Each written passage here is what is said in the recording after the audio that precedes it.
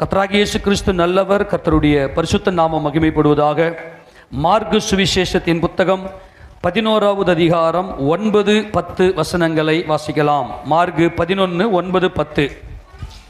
முன்னடப்பாரும் பின்னடப்பாரும் ஓசன்னா ஓசன்னா கர்த்தரின் நாமத்தினாலே வருகிறவர் ஸ்தோத்தரிக்கப்பட்டவர். கர்த்தரின் நாமத்தினாலே வருகிறவர் ஸ்தோத்தரிக்கப்பட்டவர். கர்த்தரின் நாமத்தினாலே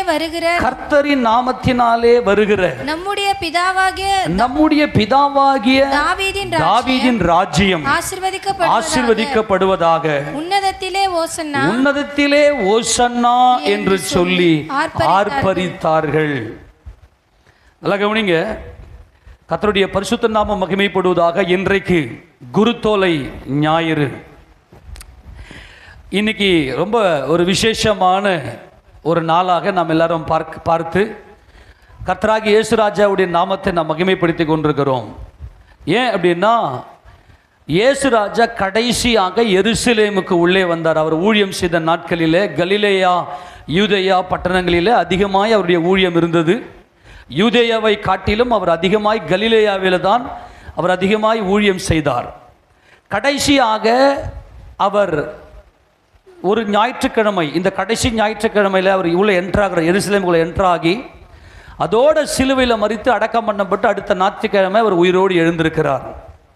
இதில் ஒரு பயங்கர விசேஷம் என்ன அப்படின்னா, கர்த்தர் எருசலேமுக்கு உள்ளே நுழையும் போது ஒரு பெரிய திரள் கூட்டமான ஜனங்கள் அவருக்கு எதிர்கொண்டு போய் ஓசன்னா என்று சொல்லி, ஆமேனா எல்லாம் என்னன்னு சொன்னாங்க?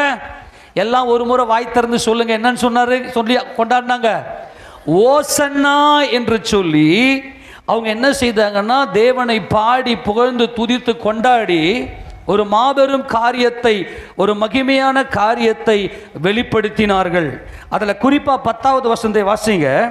கர்த்தரின் நாமத்தினாலே வருகிற நம்முடைய பிதாவாகிய தாவீதின் ராஜ்யம் ஆசீர்வதிக்கப்படுவதாக. உன்னதத்திலே ஓசன்னா என்று சொல்லி ஆர்ப்பரித்தார்கள். என்னன்னு சொல்லி ஆர்ப்பரித்தார்கள்? எல்லாம் ஒரு முறை சொல்லுங்க. உன்னதத்திலே ஓசன்னா என்று சொல்லி ஆர்ப்பரித்தார்கள். மறுபடியும் எல்லாம் வாய்த்தன்னு சொல்லி ஒரு முறை. உன்னதத்திலே ஓசன்னா என்று சொல்லி ஆர்ப்பரித்தார்கள். சரி, ஓசன்னா அப்படின்னா என்ன? ஓசன்னா அப்படின்னா என்ன?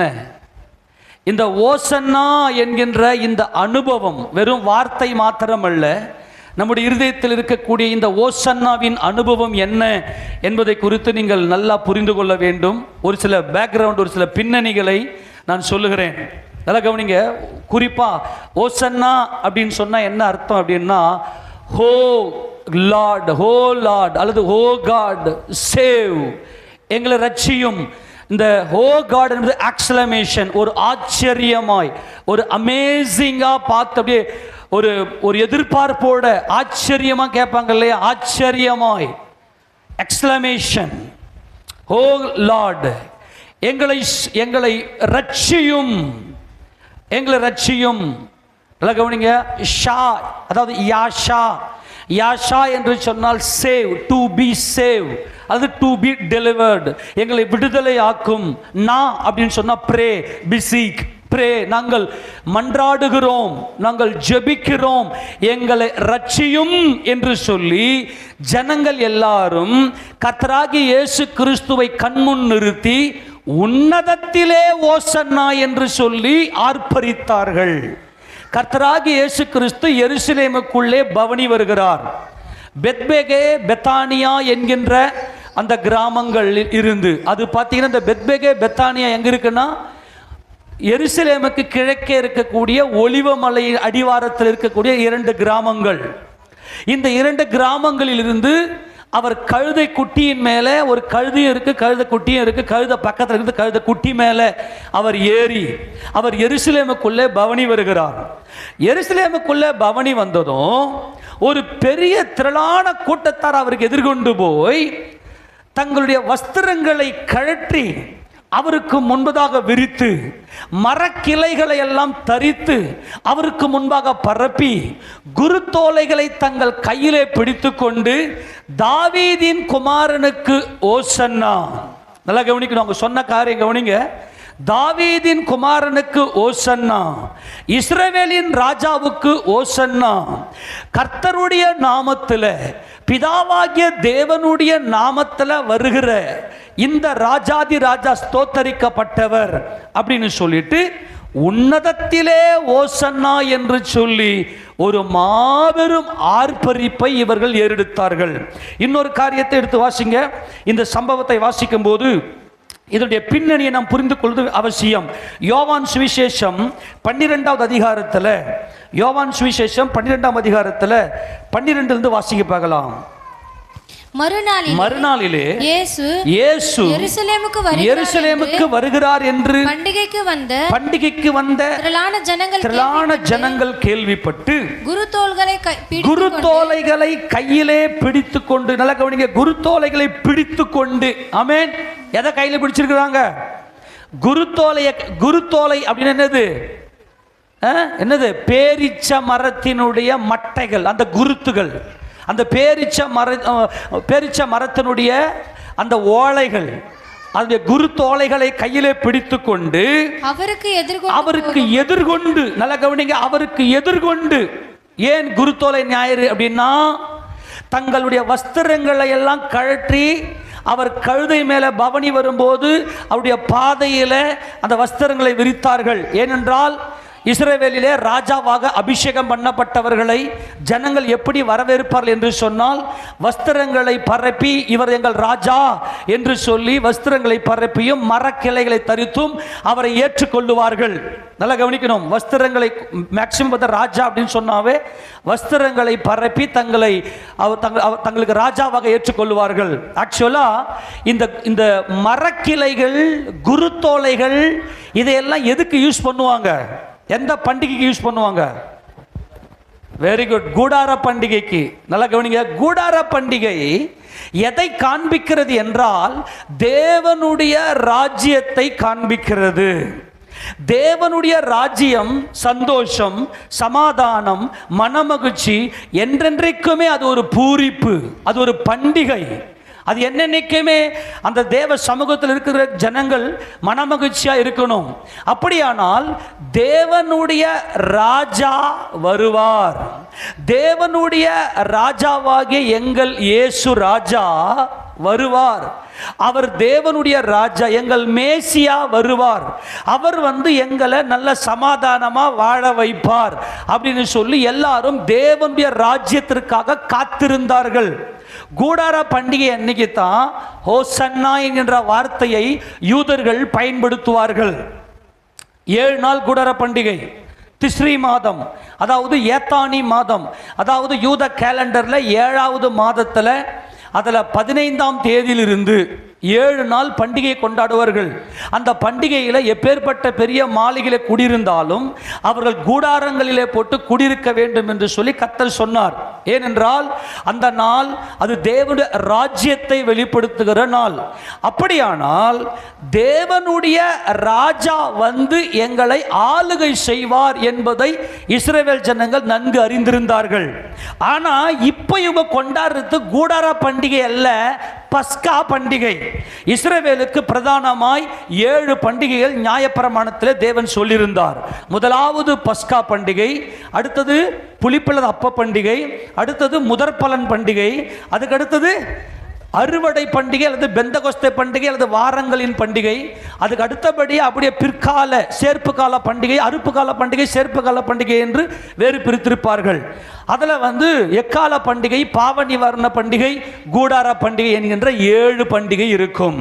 அப்படியானால் தேவனுடைய ராஜ்யத்தில் தேவனாகிய கர்த்தராகிய இயேசு கிறிஸ்து, தேவனுடைய குமாரனாகிய மேசியா இந்த பூமிக்கு வருவார். அவர் ராஜாதி ராஜாவாக வீற்றிருப்பார். அவருடைய ராஜ்யத்துக்குள்ளே நாம் எல்லாரும் இருந்து சமாதானமாய் அங்கே ஆளுகை செய்ய வேண்டுமே. ஆனால் நாங்கள் பாவத்திலிருந்து மீட்கப்பட வேண்டும். ஏனென்றால் தேவன் பாவத்தை பாராத சுத்த கண்ணன், தீமையை பாராத சுத்த கண்ணன். அதனால் தான் தம்முடைய குமாரனை அனுப்பி நம்முடைய பாவங்களுக்காக அவர் சிலுவையில் பலியாகி மரித்தார். இது வரைக்கும் புரிஞ்சுதா? இப்போ என்ன நடக்குதுன்னா, பஸ்கா பண்டிகை வெள்ளிக்கிழமை அன்னைக்கு கொண்டாட போறாங்க. ஆனால் யூதர்கள் பல தேசங்களிலே பல நாடுகளிலே அவர்கள் குடியிருக்கிறவங்கெல்லாம் என்ன பண்றாங்கன்னா, யூதர்களுடைய கட்டளை, யூதர்களுக்கான கட்டளை என்னன்னா, வருஷத்துக்கு 3 தரம், அதாவது புளிப்பில்லா அப்ப பண்டிகை என்று சொல்லப்படுகிற இந்த நான்கு அதாவது 3 பண்டிகையும், அடுத்தது பெந்தகோஸ்தே பண்டிகையும், அடுத்தது இந்த லாஸ்ட் இருக்கிற 3 பண்டிகை, ஆக வருஷத்துல 3 தரம் உங்க ஆண் மக்கள் எல்லாம் எருசலேமுக்கு வரணும் அப்படின்னு கட்டளை கொடுத்ததுனால பஸ்கா பண்டிகையை கொண்டாடுவதற்காக உலகத்தில் இருக்கிற பல தேசங்களில் இருக்கிற ஜனங்கள் எல்லாம் எருசலேமில் அசெம்பிள் ஆகுறாங்க. இந்த பேக்ரவுண்டை புரிஞ்சுங்க, நல்லா புரிஞ்சுங்க. கர்த்தர் 3 வருஷம் ஊழியம் செய்துட்டு இப்ப எருசலேமுக்கு உள்ள என்ட்ராகிறார்.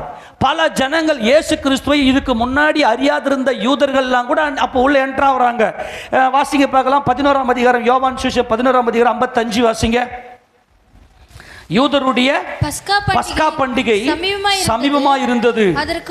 அதற்கு முன்னே அநேகர் தங்களை சுத்திகரித்துக் கொள்ளும் பொருட்டு நாட்டிலிருந்து எருசலேமுக்கு போனார்கள். ஒரு பெரிய கிரவுட் இருக்கு, கவனிங்களேன், ஒரு பெரிய கிரவுட் வெளிநாட்டில் இருந்தெல்லாம் வராங்க.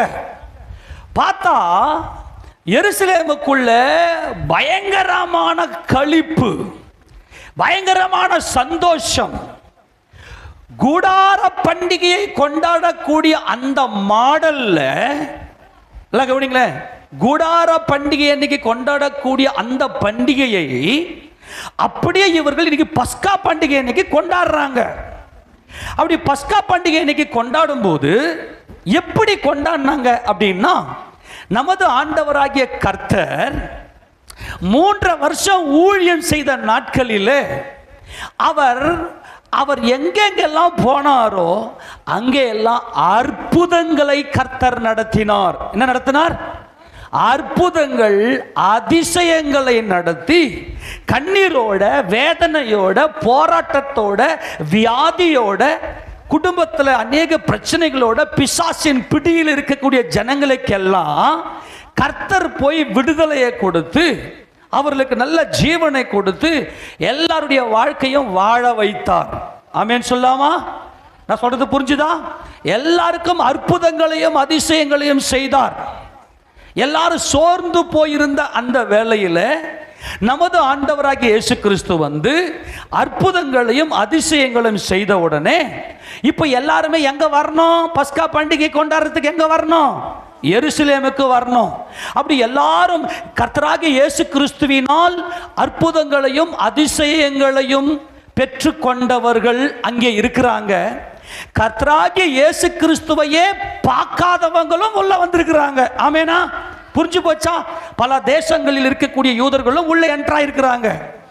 இப்போ என்ன நடந்துச்சு அப்படின்னா, எல்லாருக்குள்ளே ஒரு பெரிய சந்தோஷம் என்ன அப்படின்னா, இயேசு ராஜா கழுத குட்டி மேல அவர் பவனி வர்றத சீஷர்கள்கிட்ட சொல்லிட்டாரு. நீங்க போயிட்டு அங்க போய் கழுதை குட்டி அவுத்துன்னு வாங்க. அந்த கழுதை ஒருவரும் ஒரு காலம் ஏறிராத கழுதை குட்டி இருக்கும், அதை பிடித்து கொண்டு வாங்கன்னு சொன்னாரு. சீஷர்கள் அப்படியே பிடித்து கொண்டு வந்தாங்க. பிடித்து கொண்டு வந்ததுமே அந்த கழுதன் மேல ஏறினதுமே, கர்த்தராகிய இயேசு கிறிஸ்து ஏறினதுமே, நல்லா கவனிங்க, ராஜாக்கள் தான் கழுத மேல ஏறி பவனி வருவாங்க. ஆமேனா? கவனிங்க, நான் சொல்றது ரொம்ப முக்கியம். ராஜாக்கள் தான் கழுத மேல ஏறி பவனி வருவாங்க. கூடார பண்டிகை யாருடைய ராஜ்யத்தை காண்பிக்கிறது? தேவனுடைய ராஜ்யம். தேவனுடைய ராஜ்யத்தில் யார் ராஜாவா இருக்கணும்? அவருடைய குமாரன். நல்லா கவனிக்கணும். தேவன் யார் அப்படின்னு நீங்க கேள்வி கேட்கலாம். தேவன் யார்னா, உன் கண்ணில் பார்க்கிற எல்லாத்தையும் படைத்தவர் அவர் தான். ஆமேனா? உன் கண்ணில் நீ பார்க்கிற மரம், செடி, கொடிகள், இந்த உலகம், அண்ட சராசரங்கள், உன் கண்ணில் பார்க்கிற ஆண், பெண் எல்லாரையும் சிருஷ்டித்தவர் தேவன். தேவன் எப்படிப்பட்டவர், எப்படி இருக்கிறார் என்றால் அவர் ஆவியாயிருக்கிறார். ஆமேனா? தேவன் எப்படி இருக்கிறார்? ஆவியாயிருக்கிறார். அவர்தான் அண்ட சராசரங்களையும் படைத்த தேவன். இப்போ பார்த்தீங்கன்னா, நல்லா கவனிங்க, நல்லா கவனிங்க, அது வரைக்கும் ஜனங்களுடைய வாழ்க்கையில பாவம் செய்தபடினாலே அநேக வேதனையோட, துன்பத்தோட, கண்ணீரோட இருந்தவர்களுக்கு தேவன் இரக்கம் பாராட்டி தம்முடைய குமாரனாகிய இயேசு கிறிஸ்துவை தம்முடைய அபிஷேக தம்முடைய பரிசுத்த ஆவியானவரை அளவில்லாமல் கொடுத்து கண்ணீரோட வேதனையோடு இருந்த எல்லாருக்கும் விடுதலையை கொடுத்தார், எல்லாரையும் வாழ வைத்தார். ஆமென் சொல்லாமா? இந்த ஜனங்க நன்றி உணர்வு உடையவர்களாய், நன்றி உணர்வு தங்களுடைய இருதயத்தில் ஆத்மாவில் பொங்கி, அப்பா இவர் தான்பா எங்க ராஜா, ஆமென் சொல்லுங்க பார்க்கலாம். இந்த இயேசு தான் எங்க ராஜா, இவர் தேவனுடைய குமாரன். இவர் யாருடைய குமாரன்? தேவனுடைய குமாரன் அப்படின்னு சொல்லி அங்க இருந்த எல்லாருக்கும் முன்னாடியும் தங்களுடைய வாழ்க்கையில இயேசு ராஜா செய்த அற்புதங்களையும் அதிசயங்களையும் சொல்லி, என் வாழ்க்கையில நான் குஷ்டரோகியா இருந்தேங்க, இந்த இயேசு கிறிஸ்து என் குஷ்டரோகத்தை சுகமாக்கினாருங்க. நான் கண்ணு தெரியாதவனா இருந்தேங்க, இந்த இயேசு தான் என் கண்ணுக்கு சுகம் கொடுத்தாருங்க, என் பார்வையை செய்தாருங்க. நான் பிசாசு பிடியில் இருந்தேங்க, இந்த இயேசு கிறிஸ்து எனக்கு பிசாசு பிடியில் விடுதலை கொடுத்தாருங்க. அப்படின்னா ஒரு சாதாரண மனிதனால இதை செய்ய முடியாது. அப்படியானால் இவர்தான் தேவகுமாரனோ, அல்லேலூயா, இவர்தான் தேவனால் அனுப்பப்பட்ட ராஜாவோ, இவருடைய ராஜ்யம்தான் என்றென்றைக்கும் இருக்க போகிறதோ என்று சொல்லி எல்லாருடைய வாழ்க்கையிலும் இந்த இயேசு கிறிஸ்து ஒரு ராஜா, தேவனுடைய குமாரன் இவரே என்று சொல்லி எல்லாருக்கும் ஸ்ப்ரெட் ஆச்சு. நான் சொல்றது புரியுதா இல்லையா? நான் சொல்றது புரியுதா? எத்தனை பேருடைய வாழ்க்கையில இயேசு கிறிஸ்து அற்புதம் செஞ்சிரு கையை வைத்தாங்கன்னு சொல்லுங்க. எத்தனை பேர் உங்க வாயை திறந்து சொல்றீங்க நீங்க ஏசப்பா என் வாழ்க்கையில் அற்புதம் பண்ணிக்கிறாருன்னு? இதாங்க ஓசன்னா. நல்லா கவனிங்க.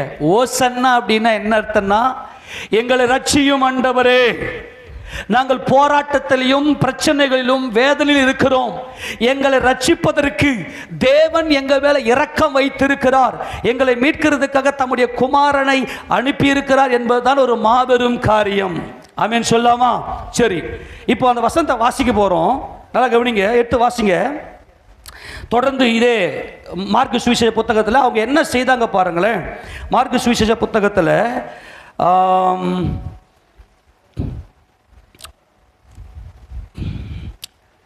அவர்கள் மத்திய திருப்பிங்க மத்திய புத்தகம் 21, மத்திய புத்தகம் 21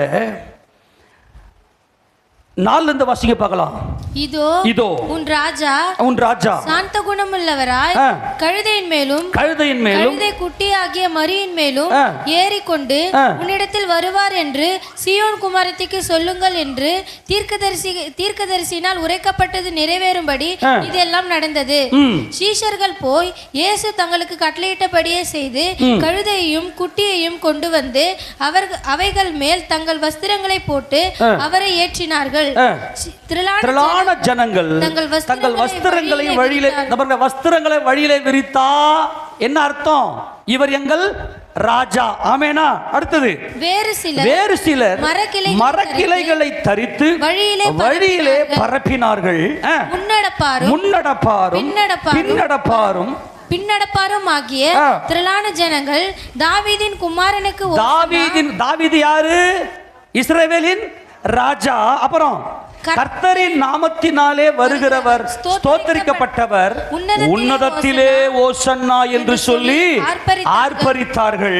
அவர் எருசலேமுக்கு வருகையில் நகரத்தார் யாவரும் ஆச்சரியப்பட்டு, நல்லா கவனிங்க, ஓசன்னா என்று சொன்னால் ஆச்சரியப்பட்டு, ஆமெனா, அப்படியே பிரமித்து தேவனை தரிசித்து எங்களை ரட்சியும் என்று சொல்லுவது. வெளிநாடுகளில் இருந்து வந்த யூதர்கள் எல்லாருமே, மற்ற அநேகர் ஆச்சரியப்பட்டு இவர் யார் என்று விசாரித்தார்கள்.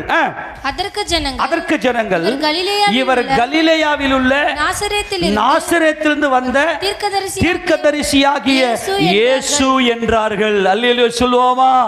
ஏன் இவர் செய்த அற்புதங்களை எல்லாம் சொல்லி, இவர் எப்படிப்பட்ட அடையாளங்கள் எல்லாம் செய்தார் என்று சொல்லி எல்லாரும் ஸ்ப்ரெட் பண்ணாங்க. இதுல ஒரு பயங்கரமான விஷயம் என்ன தெரியுமா? நல்லா கவனிங்க, இது ஒரு பயங்கர விஷயம் தெரியுமா? லாசர் இருக்கார் இல்லையா, பெத்தானியாவில் லாசரு, அவர் மரித்து 4 நாள் ஆயிடுச்சு. மரித்து 4 நாள் ஆன இந்த லாசருவை கர்த்தராகிய இயேசு கிறிஸ்து உயிரோடு எழுப்பினார்னு சொல்லி லாசருவை கண் முன்னாடி காண்பித்து சொன்னாங்க பாருங்க. எல்லாருக்குள்ளுமே உள்ளுக்குள்ள ஒரு பயங்கரமான பூரிப்பு. இந்த லாசரு செத்து 4 நாள் ஆச்சுங்க. நல்ல ஏன் 4 நாள் அப்படின்னா, யூதர்கள் இஸ்ரவேலர்களுக்கு என்ன நம்பிக்கைன்னா, யாராச்சும் செத்து போயிட்டாங்கன்னா அவங்கள உடனே வந்து அப்படியே எடுத்துன்னு போய்ட்டு அடக்கம் பண்ணி நீ அழுகி போயிடு அப்படின்னு விட மாட்டாங்க. வசனத்துக்கு யூதர்கள் அப்படியே கீழ்ப்படிறவங்க. யூதர்களுடைய என்ன பண்ணுவாங்கன்னா 3 நாளைக்குள்ள இவங்க எப்படி எழுந்திருப்பாங்க. ஏன்னா வேத வசனம் ஓசியா புத்தகம் 6ஆம் அதிகாரம் 2ஆம் வசனம் சொல்லப்பட்டிருக்கிறது. அந்த வசனத்தை கையில பிடிச்சிக்கின்னு இவங்க 3 நாள்ல அந்த வசனத்தை வாசியே. ஓசியா 6ஆம் அதிகாரம் 2ஆம் வசனம். 2 நாளுகளுக்கு பின்பு அவர் நம்மை உயிர்ப்பிப்பார். 3ஆம் நாளில் நம்மை எழுப்புவார். எல்லாரும் சொல்லுங்க பார்க்கலாம். இந்த வசனத்தை அவங்க பிடிச்சிக்கிட்டு என்ன பண்ணுவாங்கன்னா, செத்து போயிட்டு இப்போ நம்ம குடும்பத்தில் யாருன்னா செத்து போயிட்டாங்கன்னா அப்படி விட்டுருவோமா? விட்டுருவோம்? விட மாட்டோம் தானே? ஆமேனா? நல்லா கவனிங்க. அதே மாதிரி அவங்களுக்கும் செத்து போன இவங்க எப்படியும் 3ஆவது நாள்ல இந்த வசனத்தின்படி எழுந்துருவாங்க. இது மேசியாவை குறித்த தீர்க்க தரிசனம். நல்லா கவனிங்க. இவங்க எல்லாம் என்ன செய்வாங்கன்னா 3 நாள் வரைக்கும் அவங்கள வந்து ஃபுல்லாக அவங்க விட்டுற மாட்டாங்க. 3ஆவது நாளில் எப்படி இவர் எழுந்திருப்பார்னு சொல்லி அந்த உடல் அழுகாதபடிக்கு சுகந்த வர்க்கங்கள் கந்த வர்க்கங்கள்லாம் போட்டு துணியை எடுத்து சுற்றி தான் அடக்கம் பண்ணுவாங்க. அப்படிதான் இயேசுராஜா அடக்கம் பண்ணப்பட்டார். ஆனால் லாசரு மரித்த போது இவங்க நம்பிக்கைலாம் போச்சு. 3 நாள் கடந்து போயிருச்சுன்னா அதுக்கப்புறம் விட்டுருவாங்க, அவள் தான் எழுந்துக்கல. யாரும் எழுந்திருக்க முடியாது. தேவனுடைய குமாரன் மட்டுமே 3ஆவது நாளில் எழுந்திருக்க முடியும். ஆமென் சொல்லாமா? அதனால தான் லாசரு கிட்ட ஆண்டவர் 4ஆவது நாளுக்கு வந்தாரு. எத்தனை நாள் வந்தாரு? ஏன் 4ஆம் நாள் வந்தாரு? 3 நாள் வரைக்கும் நம்பிக்கை. ஒருவேளை முன்னாடியே வந்து எழுப்பிட்டு இருந்தாருன்னா அடக்கம் பண்ணிட்டு, நல்லா அதான் முக்கியம். இப்போ மரித்த நாயனூர் விதவையின் மகனை அடக்கம் பண்ணப்படுறதுக்கு கொண்டு போனாங்க. மரித்த எவிரிவின் மகள் அப்பதான் கொஞ்சம் மரிச்சு கொஞ்சம் லேட் ஆகுது. அங்க போய் ஏசப்பா உயிரோடு எழுப்பினார். ஆனா அடக்கம் பண்ணப்பட்டு 3 நாள் கழித்து 4ஆவது நாள்ல எழுப்பப்பட்டவர் யார் என்றால் இந்த லாசரு. ஒருவேளை 3 நாளுக்கு முன்னாடியே லாசர் எழுப்பிட்டு இருந்தாருன்னா இவர் தான் மேசியான் இருப்பாங்க. ஆமேனா? நான் சொல்றத புரிஞ்சுங்க. அதனால தான் கர்த்தர் என்ன செய்தார்னா அவர் டிலே பண்ணார். எங்க லாசருக்கு இந்த மாதிரி செத்து போயிட்டாங்கன்னு நியூஸ் வருது. இவர் என்ன செய்யறாருன்னா அப்படியே டிலே பண்றாரு. டிலே பண்ணி 4ஆவது நாள்ல வந்து உயிரோடு எழுப்புறார். எழுப்பின உடனே அப்பனா இவர் சாதாரண மனுஷன். ஏன்னாக்கா 3 நாளுக்குள்ள எழுந்துடணும். ஆனால் 4ஆவது நாள், அதனால தான் லாசரை எழுப்ப போகும்போது எங்கம்மா வச்சிருக்கிறீங்க? ஐயோ ஆண்டவரே கல்லர்ல வச்சுக்கிறோம், 4 நாள் ஆயிருச்சே நாருமேனு மார்த்தாள் சொன்னாங்க. ஆமேனா? ஏன்னா 4 நாள் ஆயிடுச்சுன்னா அது ஆட்டோமேட்டிக்காக நாரிடும். ஆனால் நம்முடைய ஆண்டவராக இயேசு கிறிஸ்துவை அடக்கம் பண்ண போது அதான் ஸ்திரீகள்லாம் போயிட்டு மறுபடியும் எனக்கு என் கர்த்தருடைய உடல் அழுகக்கூடாது, அவருக்கு நாங்கள் கந்தவர்க்கம் விடுவோம், 3 நாள் கழிச்சு மறுபடியும் கந்தவர்க்கம் விட்டு அந்த உடலை நாங்கள் பாதுகாப்போம் சொல்லி ஸ்திரீகள்லாம் கந்தவர்க்கத்தை எடுத்துன்னு போனாங்க. எத்தனை பேருக்கு இது புரிஞ்சது? இப்ப என்ன நடந்துச்சுன்னா, நல்லா கவனிங்க, வெளியில் இருக்கிற ஜனங்க எல்லாம் உள்ள என்ட்ரா வராங்க. இப்ப லாசரு உயிரோட இருக்கிறாரு. ஏங்க, இந்த லாசரு செத்து 4 நாள் ஆச்சுங்க. இந்த இயேசு கிறிஸ்து இந்த லாசருவை உயிரோட எழுப்பினாருங்க. என்ன சொல்றீங்க? லாசருவை இயேசு கிறிஸ்து உயிரோட எழுப்பினாரா? இது எப்படி சாத்தியம்? அதுவும் 4 நாள் கழிச்சா? எல்லாரும் வாய் மேல கையை வச்சுக்கின்னு, ஆண்டவரே நாங்களும் சாகுறோமே, நாங்களும்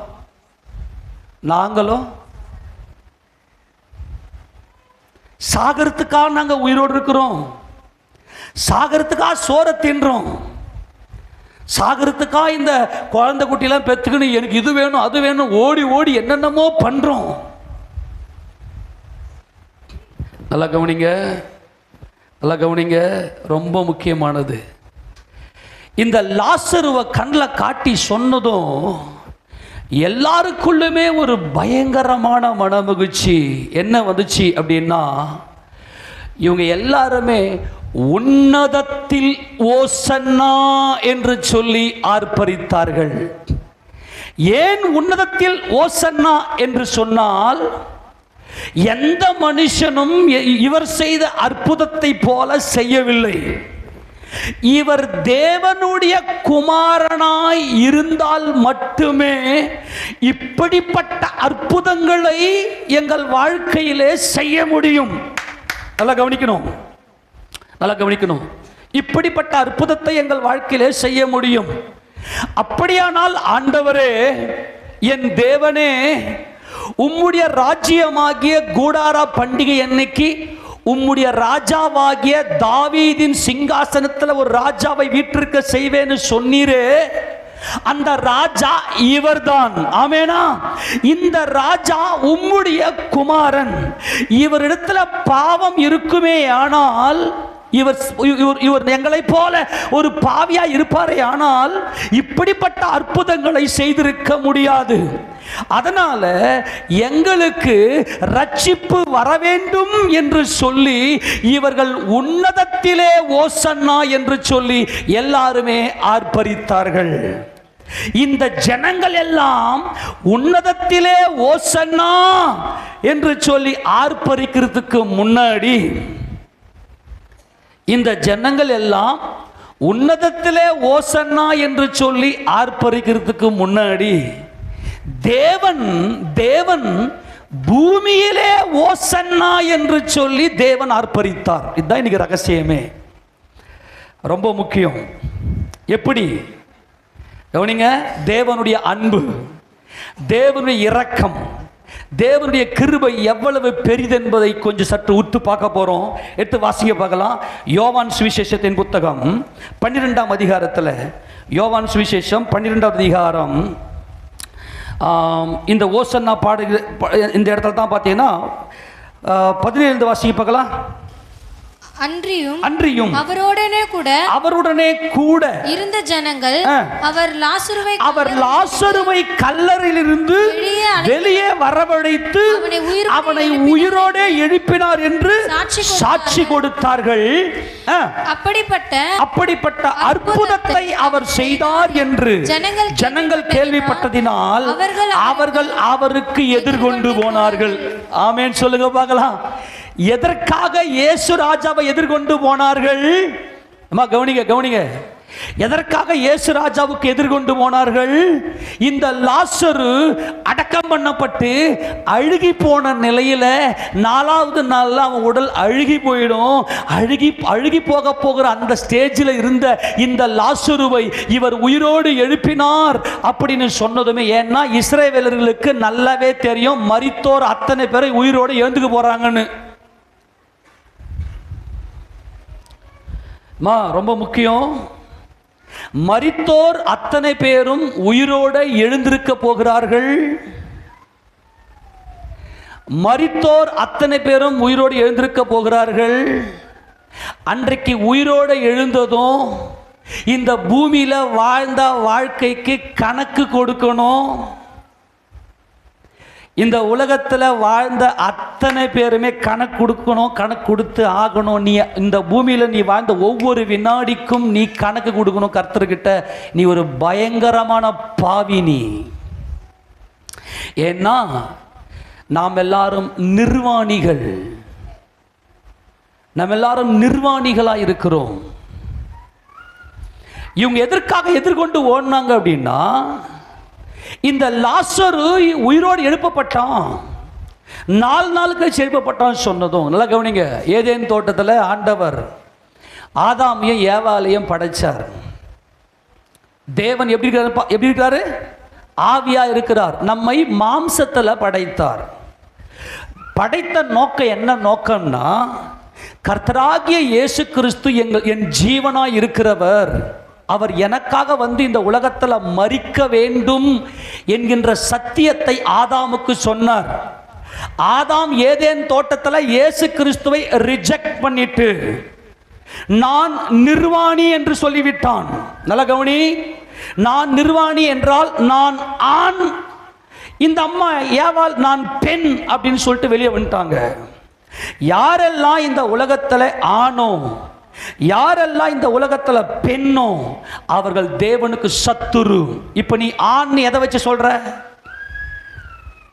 தேவன் எப்படி இருக்கிறாரு இதை புரிஞ்சுக்கினா தான் நீங்க ஞானஸ்தானம் எடுத்ததுக்கே அர்த்தம் புரியும். கவனிங்க, நல்லா கவனிங்க. இதை நீங்கள் புரிந்து கொண்டால் மட்டுமே ஞானஸ்தானத்தின் அர்த்தம் புரியும். தேவன் எப்படி இருக்கிறாரு? ஆவியா இருக்கிறார். நான் இப்போ ஆண்னு சொல்றேன். எதை வச்சு சொல்றேன்? இந்த ஆண் உடலை வச்சு சொல்றேன். அப்போ ஆவியா இருக்கிற தேவனுக்கு நான் ஆண்னு சொல்றேன். அப்போ நான் தேவனுக்கு சத்துரு. பெண் அப்படின்னு சொல்ற அத்தனை பேரும் நரகத்துக்கு போய் ஆகணும். ஆண், நான் ஒரு ஆண் அப்படின்னு சொல்ற அத்தனை பேரும் நரகத்துக்கு போய் ஆகணும். ஏன்னா தேவன் தம்முடைய பிள்ளைகளை படைத்தார். தேவன் படைத்த நோக்கம் அன்பு. ஒரு மனுஷனுக்குள்ளேயும் அன்பு இல்லை. தேவனுடைய 10 கட்டளைகளை ஒரு மனுஷனால கடைபிடிக்க முடியாது. உன் தாய் தகப்பனுக்கு கீழ்ப்படியணும். எந்த ஒரு மனுஷனால தாய் தகப்பனுக்கு கீழ்ப்படிய முடியுமா? விபச்சாரம் செய்யாதிருப்பாயாக, இச்சையோடு பார்த்தாலே விபச்சாரம், கொலை செய்யாதிருப்பாயாக, கோவப்பட்டாலே கொலை, பொய் சொல்லாத, திருடாத, பிறனுக்குண்டன் யாதொன்று இச்சியாத. இந்த 10 கற்பனையை கடைபிடிக்கிறவனுக்கு தான் இந்த உலகத்தை தேவன் ராஜாவாக ஏற்படுத்தி கொடுப்பார். ஆனா ஒவ்வொரு மனுஷனும் நிர்வாணியாவன். நான் பெண்ணுன்னு சொல்லிட்டு பொய் சொல்லிட்டு வஸ்திரத்தை போட்டுக்கின்னு தேவனுக்கு எதிராக ஆட்சி பண்ணிக்கிறான். இது வரைக்கும் புரிஞ்சுதா? உன்னால தேவனுடைய நீதியை, தேவனுடைய பிரமாணங்களை கடைபிடிக்கவே முடியாது. ஆக நீ என்ன பண்ணி ஆகணும்னா, நீ கணக்குட்டு ஆகணுமா? சொல்றது கவனிங்க. ஒவ்வொரு ஆணும் பெண்ணும், இந்த உலகத்தில் ஆணாக வாழ்ந்த பெண்ணாக வாழ்ந்த அத்தனை பேரும் தேவனுக்கு கணக்கு கொடுத்தாகணும். நாம் தேவனுக்கு சத்துருக்களாக இருக்கிறோம். தேவன் தம்முடைய குமாரனாகிய இயேசு கிறிஸ்துவை தான் ராஜாதி ராஜாவாக உயர்த்தி வைத்திருக்கிறார். அவர் மாற மாட்டார். ஆனா தேவனுக்கு எதிராக நாம என்ன செய்துட்டோம் அப்படின்னா, தேவனுக்கு விரோதமாக பாவம் செய்துவிட்டு நாங்கெல்லாம் நீதிமான்கள் தான், உள்ள வாழ்த்து பயங்கரமான அசுத்தத்தில். ஆனா வெளியே பார்த்தனா துணியை போட்டுக்கின்னு ஏமாத்துறோம் மற்றவங்களை. அதனால தான் சாவு வந்துச்சு. ஏமா சாவு வருது இல்லையா? சாவு. மனுஷன் ஏன் சாவறான் தெரியுமா? அவன் நான் ஆண் இருக்கிறான் பாருங்க, நான் ஒரு ஆம்பளை, நான் ஒரு பொம்பளைன்னு அதனால தான் சாவே வந்துச்சு. ஆதாமே நீ எங்கே இருக்கிறாய்? நான் நிர்வாணியா இருப்பதனால் தோட்டத்தில் பயந்து ஓடி ஒளிந்து கொண்டேன். கண்டிப்பாக அன்றியும் ஒரே தரம் மரிப்பதும் பின்பு நியாய தீர்ப்பு அடைவதும் மனுஷனுக்கு நியமிக்கப்பட்டிருக்கிறது. அத்தனை பேரும் உயிரோடு எழுந்திருக்கணும். எல்லாருமே தேவனுக்கு சத்துருக்கள். இதை யூதர்கள் நன்கு அறிந்திருந்தார்கள். எடுத்து வாசிக்க பார்க்கலாம். எபிரேயர் நிருபம் 4வது அதிகாரம். எபிரேயர் நிருபம் 4வது அதிகாரம் 4வது அதிகாரத்தில் 13ஆம் வசனத்தை வாசிக்கலாம். அவருடைய பார்வைக்கு மறைவான சிருஷ்டி ஒன்றுமில்லை, சகலமும் அவருடைய கண்களுக்கு முன்பாக நிர்வாணமாயும் வெளியரங்கமாயும் இருக்கிறது. அவருக்கே நாம் கணக்கு ஒப்புவிக்க வேண்டும். எல்லாம் ஒரு ஆமென் சொல்லுங்க. எல்லாம் அவருக்கு முன்னாடி எப்படி இருக்குதா? நிர்வாணம். சொல்லுங்க, எப்படி இருக்குதா? நிர்வாணம் என்ன? நான் ஒரு ஆண், நீ ஒரு பெண்ணா தான் வார, நீ ஒரு ஆணா தான் வார. தேவனுடைய பிள்ளையாக வாழவில்லை. தேவன் எப்படி இருக்கிறாரு? ஆவியா இருக்கிறார். தேவனுடைய பிள்ளைக்குள்ள ஆண் என்றும் இல்லை, பெண் என்றும் இல்லை. நல்லா கவனிக்க. கிறிஸ்துவுக்குள்ளாக என்ன இல்லை? ஆண் என்றும் இல்லை, பெண் என்றும் இல்லை. கவனி. இயேசு ராஜா மரித்து அடக்கம் பண்ணப்பட்டு உயிர்த்தெழுந்து ஆவியானார். ஆவியின் சரீரத்தை பெற்றுக்கொண்டார். ஆவியின் சரீரத்தை பெற்றுக்கொண்டு தேவனுடைய சமூகத்தில் அவர் வீற்றிருக்கிறார். ஆமென் சொல்லுங்க பார்க்கலாம். இப்போ மரித்தோர் அத்தனை பேரும் உயிரோடு எழுந்திருப்பாங்க. மனுஷர் அத்தனை பேரும் பாவிகள். நீ செஞ்ச அத்தனை பாவங்களும், எது பாவம்னு உன் மனசுக்கு தெரிந்து பாரு. அது அல்ல, அதை விட பயங்கரமானதெல்லாம் உள்ள இருக்காதான். உட்காந்து ஆராய்ச்சி பண்ணணும். இப்ப என்ன நடக்க போகுதுன்னா, மரித்தோர் அத்தனை பேரும் உயிரோடு எழுந்திருக்கும் போது என்ன கணக்கு கொடுப்ப? நல்லா கவனி. உன் ரத்தத்தை தான் நீ பாவம் செய்யற. உன் மாம்ச இச்சைக்காக உன் ரத்தத்தில் நீ பாவம் செய்யற.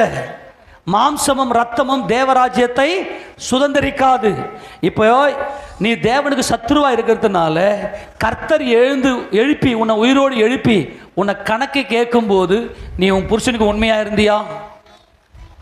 உன் பொண்டாட்டிக்கு நீ உண்மையா இருந்தியா? அப்போ இன்னொரு பொம்பளையை பார்த்து ஏன் இச்சித்த, இன்னொரு ஆம்பளையை பார்த்து ஏன் இச்சித்தன்னு கேள்வி கேட்பார். என்ன கணக்கு கொடுப்ப? என்ன கணக்கு கொடுப்பீங்க? 100% நரகம் போயே ஆகணும். தேவனுக்கு தேவை குடும்பம். கொஞ்சம் வெளிப்படையாக பேசுகிறேன், புரிந்து கொள்ளுங்க. நான் ரொம்ப டீப்பாக போல, கொஞ்சம் வெளிப்படையாக பேசுகிறேன். இப்போ லாசர் செத்து போயிருக்கிறாரு. மார்த்தால் ஓடுறாங்க, ஆண்டவரே நீங்க மட்டும் இருந்தீங்கன்னா என் சகோதரன் செத்திருக்க மாட்டான். இல்லம்மா நான் அவனை எழுப்புவேன். ஆமா ஆண்டவரே எழுப்புவீங்க. எப்போ? நீர் எல்லாரையும் உயிரோடு எழுப்புவீங்களே, உயிர்த்தெழுதல் நடக்குமே, பிரேத குழிகளில் இருக்கிற அத்தனை பேரும் உயிரோடு எழுந்து தேவன் நியாயம் தீர்த்து அக்கினி கடலை தள்ளுவாரே, அன்னைக்கு எழுந்திருப்பான். இல்லம்மா நான் இப்ப எழுப்புதான் வந்திருக்கிறேன்றாரு. நானே உயிர்த்தெழுதலும் ஜீவனுமாய் இருக்கிறேன். கையை தட்டி இருக்க மகிமை செலுத்துவோமா? நிர்வாணியே நீ கணக்குட்டாகணும். இல்ல கவனி, தவிர ஒருத்தர் இருக்கிறான், அவன் ஆம்பளைன்னா அவன் யார்? அவன் அப்படின்னா ஒரு ஆம்பளை குப்புசாமின்னு பேர் வச்சுக்குவான். குப்புசாமின்னு பேர் வச்சுக்கணும், நடிப்பான். உன் பேர் என்ன பேர? குப்புசாமி. குப்புசாமியில் அவன் நிர்வாணி. அவன் இன்னொரு பொம்பளையை பார்த்தாலும் இச்சிப்பான். அவன் தேவ பிள்ளை கிடையாது, அவன் ராஜா கிடையாது. ஆமேனா? அப்புறம் என் பொம்பளைக்கு என்ன பேர் வைக்கலாம்? இது பொம்பளை நிர்வாணி. இந்த பொம்பளையால இன்னொரு ஆம்பளையை பார்த்தா இச்சிக்காம இருக்க முடியாது. இது நேச்சர். உடம்புல இச்சை போயிடுச்சு, துணியை போட்டுனால நீதிமானு அவனை உயிரோடு எழுப்பி கந்தகம் எரிகிற அக்னி கடல் அவன் போய் ஆகணும். ஏன்னா குடும்பத்தில் தேவனுக்கு தேவை குடும்பம். நீ குடும்பத்தில் உண்மையா இல்லையே, நல்லா கவனிக்கணும். ரொம்ப முக்கியமானது. தேவனுடைய இரக்கம் எவ்வளவு பெரியது என்பதை நாம் இன்னைக்கு பார்க்க போறோம். கண்டிப்பா நாம் தேவ சாயல்ல உருவாக்கப்பட்டிருக்கிறோம். நீ யாரானா இருந்துக்க. இன்னைக்கும் நான் நல்லா நினைச்சு அழுவேன். ஜனங்கள் இன்னும் திரும்பலையே, மனம் திரும்பலையே ஆண்டவரே. இன்னைக்கும் ஏசப்பாவுடைய அன்பு தெரியாம ஏதோ கடமைக்கு சர்ச்சைக்கு வந்து உட்கார்ற. உனக்கு ஒரு உயிர்த்தெழுதல் உண்டு, நீ கணக்கு கொடுக்கணும். இந்த பூமியில ரத்தத்தோடும் மாம்சத்தோடும் வாழ்ந்த ஒவ்வொரு வினாடி நீ கணக்கு கொடுக்கணும். உன்னால பரிசுத்தமா வாழவே முடியாது. அப்போ நீ தேவ சமூகத்துக்கு உள்ள வரவே முடியாது. அப்ப என்ன செய்தார்? நல்லா கவனிங்க. யூதர்களுக்கு நல்லா தெரியும் மரித்தோரின் உயிர்த்தெழுதல்.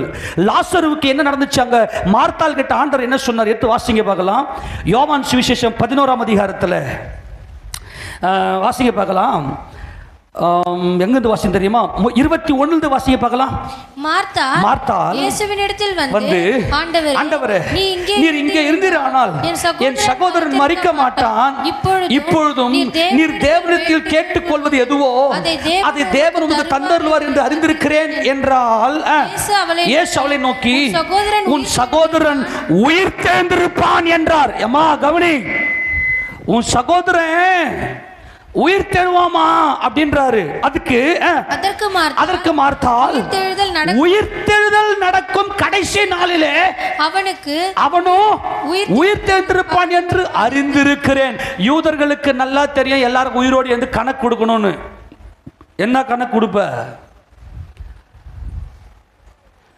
மார்த்தாள் சொல்றாங்க, எனக்கு ஆமா ஆண்டவரே உயிர்த்தெழுதல் நடக்கும்போது எழுந்திருப்பான். இயேசு அவளை நோக்கி நானே உயிர்த்தெழுதலும் ஜீவனுமா இருக்கிறேன். என்னை விசுவாசிக்கிறவன் மரித்தாலும் பிழைப்பான். கரங்களை உயர்த்தி எல்லாரும் ஆமென் சொல்லாமா? என்னை விசுவாசிக்கிறவன், நல்லா கவனிங்க, என்னை விசுவாசிக்கிறவன் மரித்தாலும் என்னவா? பிழைப்பான். அப்புறம் உயிரோடு இருந்து என்னை விசுவாசிக்கிறவன் எவனும் என்றென்றைக்கும் மறியாமலும் இருப்பான். இதை விசுவாசிக்கிற ரகசிய வருகையும் கூடி சொல்லிட்டாருங்க. என்ன விசுவாசித்து கிறிஸ்துவுக்குள் மரித்தவர்கள் முதலாவது எழுந்திருப்பார்கள், பின்பு உயிரோடு இருக்கும் நாமும் கர்த்தருக்கு எதிர்கொண்டு போவோம். ஆமெனா? நல்லா கவனிக்கணும். இப்போ தேவனுக்கு எல்லாருமே சத்துரு. 10 கற்பனையை ஒருத்தனால கடைபிடிக்க முடியாது. ஒரே ஒரு மனுஷனோட 10 கற்பனை கடைபிடிக்க முடியாது. அப்படி இருந்தும் இவர்கள் தேவனுடைய சமூகத்துக்கு வராம நான்லாம் நீதிமான் தான் அப்படின்னு சொல்லி ஏமாத்திக்கின்னு மனுஷனை என்ன பண்றோம்? இன்னைக்கு நான் ராஜான்னு வாழ்ந்து கொண்டு மனம் போன போக்கில் போய்கின்னு இருக்கிறோம். என்ன கணக்கு கொடுப்பீங்க? உன்னை உயிரோடு நாம் அத்தனை பேரும் சகலமும் அவருடைய பார்வைக்கு நிர்வாணமாயும் வெளியரங்கமாயும் இருக்கிறது. அவருக்கே கணக்கு கொடுக்கணும். உன் இருதயத்துடைய அந்தரங்கத்தை எல்லாம் உன் எண்ணங்கள்லாம் வெளிச்சிடுவார். நீ நினைக்கிற இல்லையா நினைப்பு மொத்தமே கணக்கு கொடுக்கணும். ஆக ஒரு மனுஷனும் நீதிமான் கிடையாது. பூமியில ஒருத்தனும் நீதிமான் இல்லை. அப்ப என்ன செய்தார் தேவன்? தேவன் என்ன செய்தார் தெரியுமா? தேவன் என்ன செய்த தெரியுமா? நல்லா கவனிங்க. அவருடைய குமாரன் இயேசு ராஜா மட்டும்தான் இந்த 10 கற்பனையை 100% நிறைவேற்ற முடியும். கரங்களை தலைமை சொல்லாமா? அவர் மட்டும்தான் நீதிமான். அவர்தான் தேவனால் உயர்த்தப்பட்ட ராஜாதி ராஜா. இப்ப என்ன தெரியுமா சொல்றாரு? இந்த ஜனங்கள் ரட்சிக்கப்பட வேண்டும். எதிலிருந்து? பாவத்திலிருந்து, மரணத்திலிருந்து இந்த ஜனங்க ரட்சிக்கப்படணும். இல்லனா அத்தனை பேர் நரகத்தில் விழுந்து கொண்டிருக்கிறார்கள். அங்கே கந்தகம் எரிகிற அக்கினி கடல். அங்க ஒருத்தரும் போனா திரும்பி வர முடியாது. அது பிசாசுக்காகவும் அவன் தூதர்களுக்காகவும் நியமிக்கப்பட்டது, மனுஷனுக்கு அல்ல. ஏனென்றால் மனுஷன் தேவசாயல். தேவசாயல் மனுஷன். நீ உயிரோடு இருந்திருக்கும் போது நீ என்ன கணக்கு கொடுப்ப? அப்படியானால் நான் ராஜா இல்லப்பா, என்னுடைய எண்ணங்கள் ஒன்றும் நிறைவேற வேண்டாம், என் தேவனே உம் சித்தம் என்னில் நிறைவேறட்டும் என்று சொல்லி தேவனுக்கு தங்களை ஒப்பு கொடுக்கிறாங்களே, அவங்க தான் தேவனால் மீட்கப்படுகிறவர்கள். இப்ப ஆண்டவர் என்ன சொன்னார்னா, நல்லா கவனிங்க, தேவன் என்ன சொல்றனா, அவருடைய அன்பு, அவருடைய இரக்கம், அவருடைய தயவு என்ன தெரியுமா? என் குமாரனே, என் குமாரனே, இந்த மனிதன் பாவத்தில் இருக்கிறான், இவனால பரிசுத்தமா வாழ என்னை அவன் காணவில்லை, என்னை அவன் கண்டதில்லை, நான் அதரிசனமானவராய் இருக்கிறேன். நீர் போய், நல்லா கவனிக்கணும், நீர் போய் இவனை ரட்சியும். அல்லேலூயா. நல்லா கவனிக்கணும், நீர் போய் இவனை ரட்சியும். ஏனென்றால் நீர்தான் என்றென்றைக்கும் ராஜா, நீர்தான் என்றென்றைக்கும் என்னுடைய ராஜாவாய் இருக்கிறீர். உம்முடைய ராஜ்யத்தில் இவர்களை சேர்த்துக் கொள்ள வேண்டுமே ஆனால் இவருடைய பாவங்களுக்காக நீர் பலியாக வேண்டும். நீர் என்னுடைய குமாரன், நீர் தேவன், நீர் தேவகுமாரன் என்று இவர்கள் உம்மை விசுவாசிக்க வேண்டும். அப்படி விசுவாசிக்கும் போது இவர்களுடைய பாவங்களுக்காக நீர் பலியாகி மாம்சத்தோடும் இரத்தத்தோடும் இருந்து நிர்வாணியாய் இருக்கிற இவர்களை நீ மீட்கும்படியாய் சிலுவையிலே பலியாகி இவர்களை மீட்க வேண்டும் என்று சொல்லி தேவன் நம்மேல் இரக்கம் வைத்தார். எல்லாருமாய் கரங்களை தட்டி அவருக்கு மகிமை செலுத்துவோமா? அல்லேலூயா.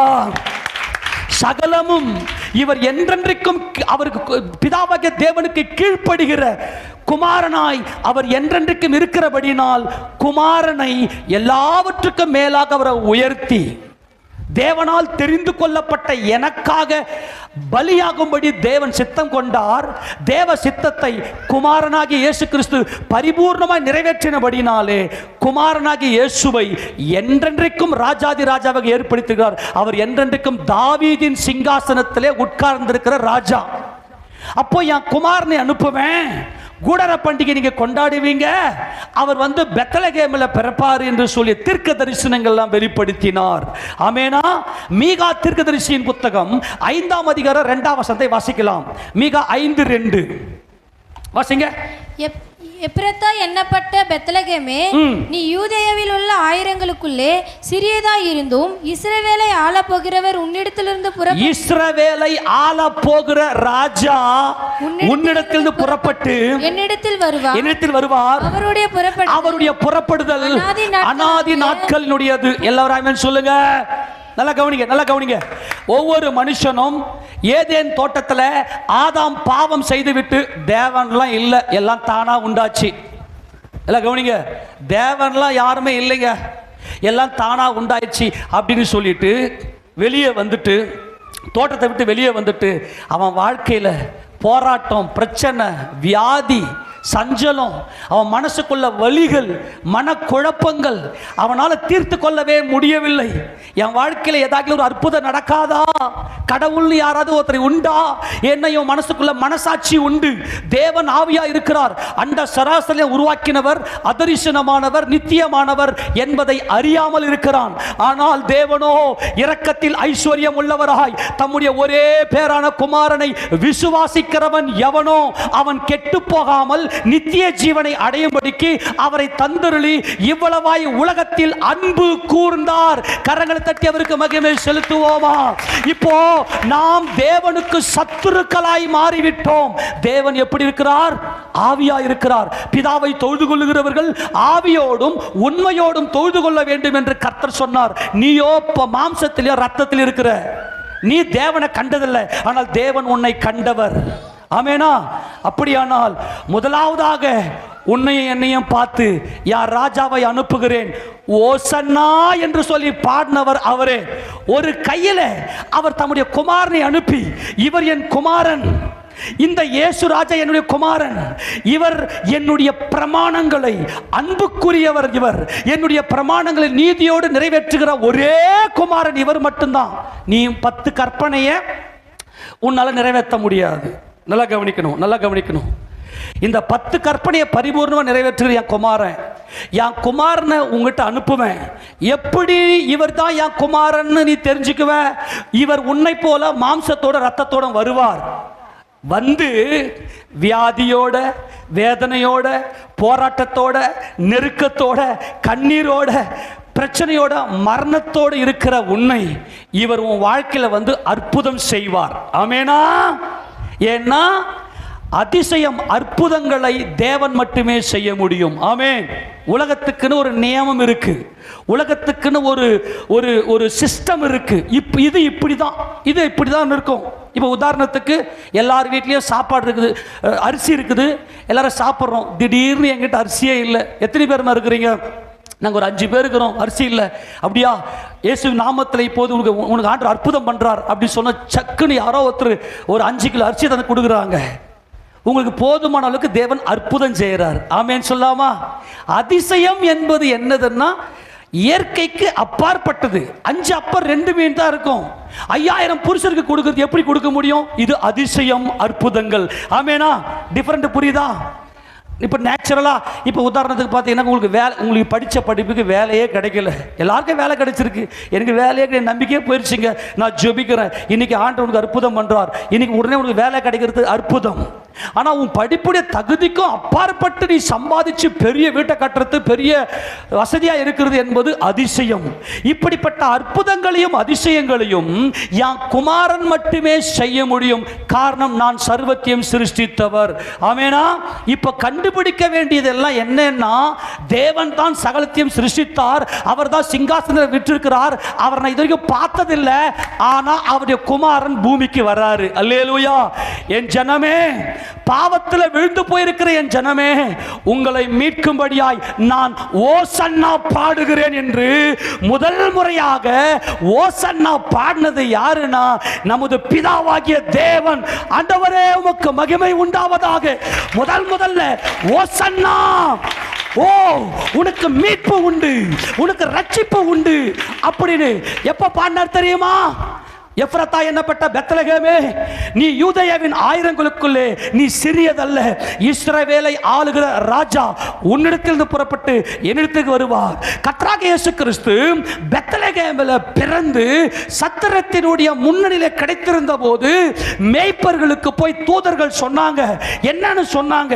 எடுத்து வாசிங்க பார்க்கலாம். லூக்கா சுவிசேஷத்தின் புத்தகம், லூக்கா சுவிசேஷம் 2வது அதிகாரம் 10வது வசனம் வாசிக்க பார்க்கலாம். தேவதூதன் அவர்களை நோக்கி பயப்படாதிருங்கள், இதோ எல்லா ஜனத்துக்கும் மிகுந்த சந்தோஷத்தை உண்டாக்கும் நற்செய்தி உங்களுக்கு அறிவிக்கிறேன். இன்று கர்த்தராகிய கிறிஸ்து என்னும் இரட்சகர், சொல்லுங்க பார்க்கலாம், கிறிஸ்து என்னும் ரட்சகர், உன்னை பாவத்திலிருந்து ரட்சிக்கிறவர், உன்னை மரணத்திலிருந்து ரட்சிக்கிறவர். ஓசன்னா, ஓசன்னா. ரட்சிப்பு இந்த இடத்துல எபிரேய பதம் யாஷா, யாஷா, ஓஷா, ஓஷானா. உங்களுடைய ஜபத்துக்கு நான் பதில் கொடுக்கிறேன். ஓசன்னா என்று சொல்லி இந்த பாவ மனுக்குலத்தை மீட்கும்படி தேவன் அன்பு வைத்து தம்முடைய குமாரனை இந்த உலகத்திற்கு அனுப்பினார். அவரே தேவனால் தெரிந்து கொள்ளப்பட்ட ராஜா. ஏனென்றால் தேவ சித்தத்தின்படி தேவனுடைய பிள்ளைகளாகிய நமக்காக அவர் பலியாகிறார், தேவ சித்தத்தை பரிபூர்ணமாக நிறைவேற்றுகிறார். அதனால் அவர் என்றென்றைக்கும் ஸ்தோத்தரிக்கப்பட்ட ராஜா. நல்லா சொன்னார் பாருங்களேன். அவர் வாசிங்களேன், இன்று கர்த்தராகிய கிறிஸ்து, கிறிஸ்து என்றால் மேசியா, தேவனால் அனுப்பப்பட்டவர். மேசியன் ரட்சகர் உங்களுக்கு தாவீதின் ஊரிலே பிறந்திருக்கிறார். தாவீது யாரு? இஸ்ரவேலின் ராஜா, இஸ்ரவேலில் தேவனால் தெரிந்து கொள்ளப்பட்ட ராஜா. இந்த ராஜாவை நான் அனுப்புகிறேன். இந்த ராஜாவுடைய ராஜ்யத்துக்கு உள்ளே நீ பிரவேசிக்க வேண்டுமேயானால் இவர் தேவன், இவர் தேவனுடைய குமாரன் என்று நீ விசுவாசிக்க வேணும். அப்ப நாங்க எப்படி ஆண்டவரை விசுவாசிக்கிறதுன்னா, உன் வாழ்க்கையில அவர் அற்புதம் செய்திருப்பார். உன் வாழ்க்கையில் அவர் என்ன செய்திருப்பார்? எல்லாம் வாய்த்தன் சொல்லுங்க, வாழ்க்கையில் என்ன செய்திருப்பார்? அற்புதம் செய்திருப்பார். எத்தனை பேருடைய வாழ்க்கையில இயேசு கிறிஸ்து எனக்கு அற்புதம் செய்திருக்கான்னு விசுவாசிக்கிறீங்க? அப்படின்னா நீங்க மறுரூபம் ஆயிடுவீங்க. நீங்க தேவன் ஆவியா இருக்கிறார். நீங்க இவருடைய ரத்தத்தினாலே, இவருடைய ரத்தத்தினாலே மறுரூபமாகி தேவனை முகமுகமாய் தரிசிப்பீர்கள். அதனால்தான் இயேசுவின் நாமத்தில் தொலைந்து போன என் வாழ்க்கை, முடிந்து போன என் வாழ்க்கை, கண்ணீரோட வேதனையுடைய என் வாழ்க்கையில இயேசு என்கின்ற நாமத்தில் அதிசயம் நடந்தது. இவர் தேவனுடைய குமாரனா இல்லைனா இது நடக்காது. ஆமென், ஆமெனா. இந்த சத்தியத்தை நல்ல கவனிங்க. மறுபடியும் நம்ம இதை தொடர்ந்து வாசிக்க போறோம். இந்த சத்தியத்தை கூடார பண்டிகை அன்னைக்கு கொண்டாடும்படியாக 118வது சங்கீதத்தில் இந்த வசனத்தை நாம் திரும்பி வாசிக்கலாம். எடுத்து வாசிக்க பார்க்கலாம். 118வது சங்கீதம் 25வது வசனத்திலிருந்து வாசிக்க போகிறோம். வாசிப்பகலாம். கர்த்தாவே, கர்த்தாவே ரட்சியும். அவள்தான் கவனிங்க. இதாங்க ஓசனா. கர்த்தாவே சொல்லுங்க, கர்த்தாவே ரட்சியும். அல்லேலூயா சொல்லுங்க, கர்த்தாவே ரட்சியும். வாசி. கர்த்தாவே காரியத்தை வாய்க்க பண்ணும். இந்த தமிழ்ல இந்த ஒரு தப்பான ஒரு மொழிபெயர்ப்புக்கு நான் கர்த்தருக்கு நான் துக்கப்படுகிறேன். இதனுடைய உண்மையான தெரியுமா? கர்த்தாவே ரட்சியம். ஓ லார்ட் சேவ் மீ. யாஷா, இதான் ஓசன்னா. அடுத்தது கர்த்தாவே காரியத்தை வாய்க்க பண்ணும் அப்படின்னு இருக்குல்ல. எல்லாம் கவனிங்க. கர்த்தாவே காரியத்தை வாய்க்க பண்ணும் அல்ல. Oh Lord send now prosperity. Send now prosperity. ஆண்டவரே இப்பொழுது செழிப்பை அனுப்பும். கர்த்தாவே என்னை ரட்சியும். நாங்கள் மாம்சத்தோடும் இரத்தத்தோடும் இருக்கிறோம். இந்த மாம்சத்தோடும் இரத்தத்தோடும் இருந்து கொண்டு பாவம் செய்கிறோம். கவனிக்கிறீங்களா? பாவம் செய்கிறோம். எங்களை ரட்சிக்கும்படி யெகோஷுவா மெஷியாவை அனுப்பும். நாங்கள் மறுரூபம் அடையும்படி, நாங்கள் மறுரூபம் அடைந்து என் பிதாவே, என் தேவனே உம்மை அப்பா என்று கூப்பிடும்படியாய் எங்கள் பாவங்களை எல்லாம் அவர் மேல் சுமத்தும். ஆமென். எங்களுக்கு பிராஸ்பரிட்டி, செழிப்பை, என் பிதாவை முகமுகமாய் தரிசிக்கும்படியான செழிப்பை நாங்கள் மறுரூபம் அடைந்து, நாங்கள் என்ன கணக்கு கொடுப்போம் ஆண்டவரே? நாங்கள் நிர்வாணிகளாய் இருக்கிறோம், நாங்கள் பாவிகளாய் இருக்கிறோம், நாங்கள் என்ன கணக்கு கொடுப்போம்? எங்களை ரட்சியும். கையை உயர்த்தி, தேவனே நீர் எங்கள் மேல இரக்கம் வைக்கலனா எங்கள் பாவத்தில் யார் ரட்சிக்கப்பட முடியும்? யார் ரட்சிக்கப்படக்கூடும்? இந்த வசனம் தான் கூடார பண்டிகை அன்னைக்கு ஓஷனா அப்படின்னு சொல்லி ஆண்டவரை ஆராதிப்பார்கள். காரணம் என்னன்னா, ஒலிவ கிளை, அப்புறமா ஆற்றல் அலரி செடியினுடைய கிளைகள், அதுக்கப்புறமா பார்த்தீங்கன்னா இன்னும் நல்ல அலங்காரமான கிளைகள்லாம் இருக்கும். ஆனால் அவங்க கையில் பார்த்தோன்னா குருத்தோலை இருக்கும். குருத்தோலை என்பது பேரிச்சையின் குருத்தோலை. இந்த பேரிச்சை எதை குறிக்கிறது என்றால் தாமார். தாமார் என்றால் நீதி, நீதிமான் என்று அர்த்தம். தேவனுடைய 10 கற்பனைகளுக்கு கீழ்ப்படிந்து அப்படியே அந்த 10 கற்பனைகளை நிறைவேற்றுகிற நீதிமான், அதாவது தேவனால் உயர்த்தப்பட்ட ராஜா, இவரே என்கின்ற அந்த வெளிச்சம்தான் குருத்தோலை. ஆண்டவரே நாங்கள் ராஜா அல்ல. ஆமெனா. ஒவ்வொருத்தரும் நான் ஆண் ராஜா, நான் பெண் ராஜான்னு வாழ்ந்து கொண்டிருக்கிறோம். ஆனால் கர்த்தராகிய இயேசு கிறிஸ்து என் வாழ்க்கையிலே அற்புதம் செய்தார். இவரே தேவனால் அனுப்பப்பட்ட ராஜா என்று சொல்லித்தான் குருத்தோலையை கையில் எடுத்துக்கொண்டு ஓடுறாங்க. புரிஞ்சு போச்சா? ஆமென் சொல்லாமா? அல்லேலூயா. இப்ப தேவன் என்ன செய்றார்? நான் தொடர்ந்து வாசிக்க பார்க்கலாம். தொடர்ந்து வாசிக்க பார்க்கலாம்.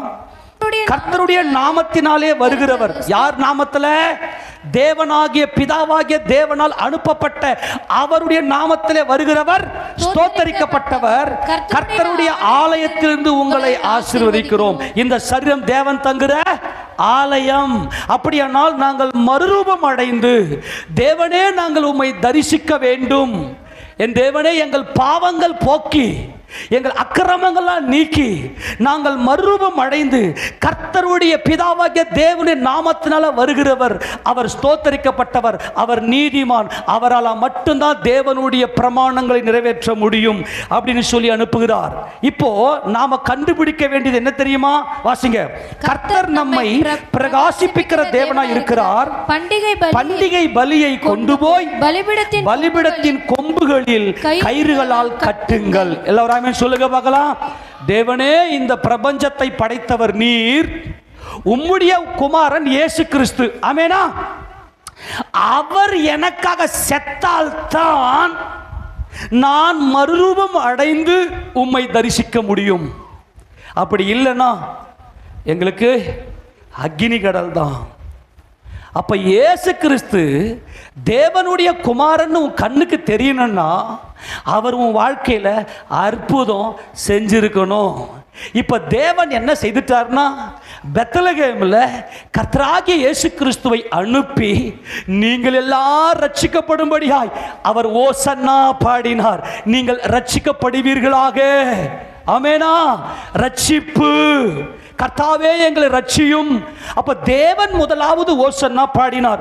இதுதான் இப்போ லூக்கா சுவிசேஷத்தை வாசிக்கிறோம். தொடர்ந்து வாசிக்க போலாம். தேவதூதன் என்ன சொல்றான் பாருங்க. 12 வாசி. வாசிமா. பிள்ளையை துணிகளில் சுற்றி முன்னணியிலே கிடைத்திருக்க காண்பீர்கள். இதுவே உங்களுக்கு அடையாளம் என்றான். அந்த க்ஷணமே பரமசேனையின் திரள் அந்த தூதனுடைய தோன்றி உன்னதத்தில் இருக்கிற தேவனுக்கு மகிமை. ஆமென் சொல்லுங்க. தூதர்கள் வந்து பாடுறாங்க பாட்டு, ஓசன்னா பாட்டை பாடுறாங்க. கவனிங்க கவனிங்க. ரட்சகரை பூமியில கொடுத்துட்டு பரலோகம் ஓசன்னா பாட்டை பாடுது. கவனிங்க. பரலோகம் ஓசன்னா பாட்டா பாடுது. என்னது? உன்னதத்தில் இருக்கிற தேவனுக்கு மகிமையும் பூமியிலே சமாதானமும் மனுஷர் மேல் பிரியமும் உண்டாவதாக என்று சொல்லி தேவனை துதித்தார்கள். பரலோகம் முதல் முறையாக ஓசன்னா பாடிச்சு நாம் ரட்சிக்கப்படும்படி. என்னென்னு? யாருக்கு? உன்னதத்தில் இருக்கிற தேவனுக்கு மகிமை, அப்புறம் பூமியில சமாதானம், அப்புறம் மனுஷர் மேல பிரியம். தேவனுடைய பிரியம் இந்த மனுஷர்கள் மேல இருக்கிறது. ஆமெனா? அப்புறம் பூமியில சமாதானம். ஏன் சமாதானம்? நாம் தேவனுக்கு யாராகிறோம்? சத்துரு. சொல்லுங்க, நம்ம தேவனுக்கு யாரு? முதலாவது சமாதான கரத்தை நீட்டினவர் நம்முடைய தேவன். கரங்களை தட்டி அவருக்கு மகிமை செலுத்துவோமா? முதலாவது இந்த மனுக்குலத்தை அவரோடு கூட சேர்த்து கொள்ளும்படியாய் தேவன் தம்முடைய பிள்ளைகளாக நம்மை சேர்த்து கொள்ளும்படியாய் அந்த சமாதான கரத்தை நீட்டினவர் நம்முடைய கர்த்தராகிய தேவன். நம்முடைய தேவன் கரத்தை நீட்டி உன்னதத்தில் இருக்கிற தேவனுக்கு மகிமையும் பூமியிலே சமாதானமும், பூமியிலே உங்களை ரட்சிக்கும்படியாய் யான் குமாரனை உங்களுக்காக உங்கள் பாவங்களை நீக்குவதற்காக தேவ ஆட்டுக்குட்டியாய் யாசித்தம் செய்கிற தேவ ஆட்டுக்குட்டியாய். ஒவ்வொரு வல்லமைக்கும் ஒவ்வொரு மகிமை இருக்கு. அது தானா இயங்குது, அதனுடைய இயக்கத்தில். ஆனால் குமாரன் மட்டுமே தம்முடைய சுயத்தின்படி வாழாமல் என் பிதாவின் சித்தத்தை செய்து முடிப்பதே என்னுடைய போஜனமாய் இருக்கிறது என்று சொல்லி அவர் இந்த பூமியில வாழ்ந்தார்.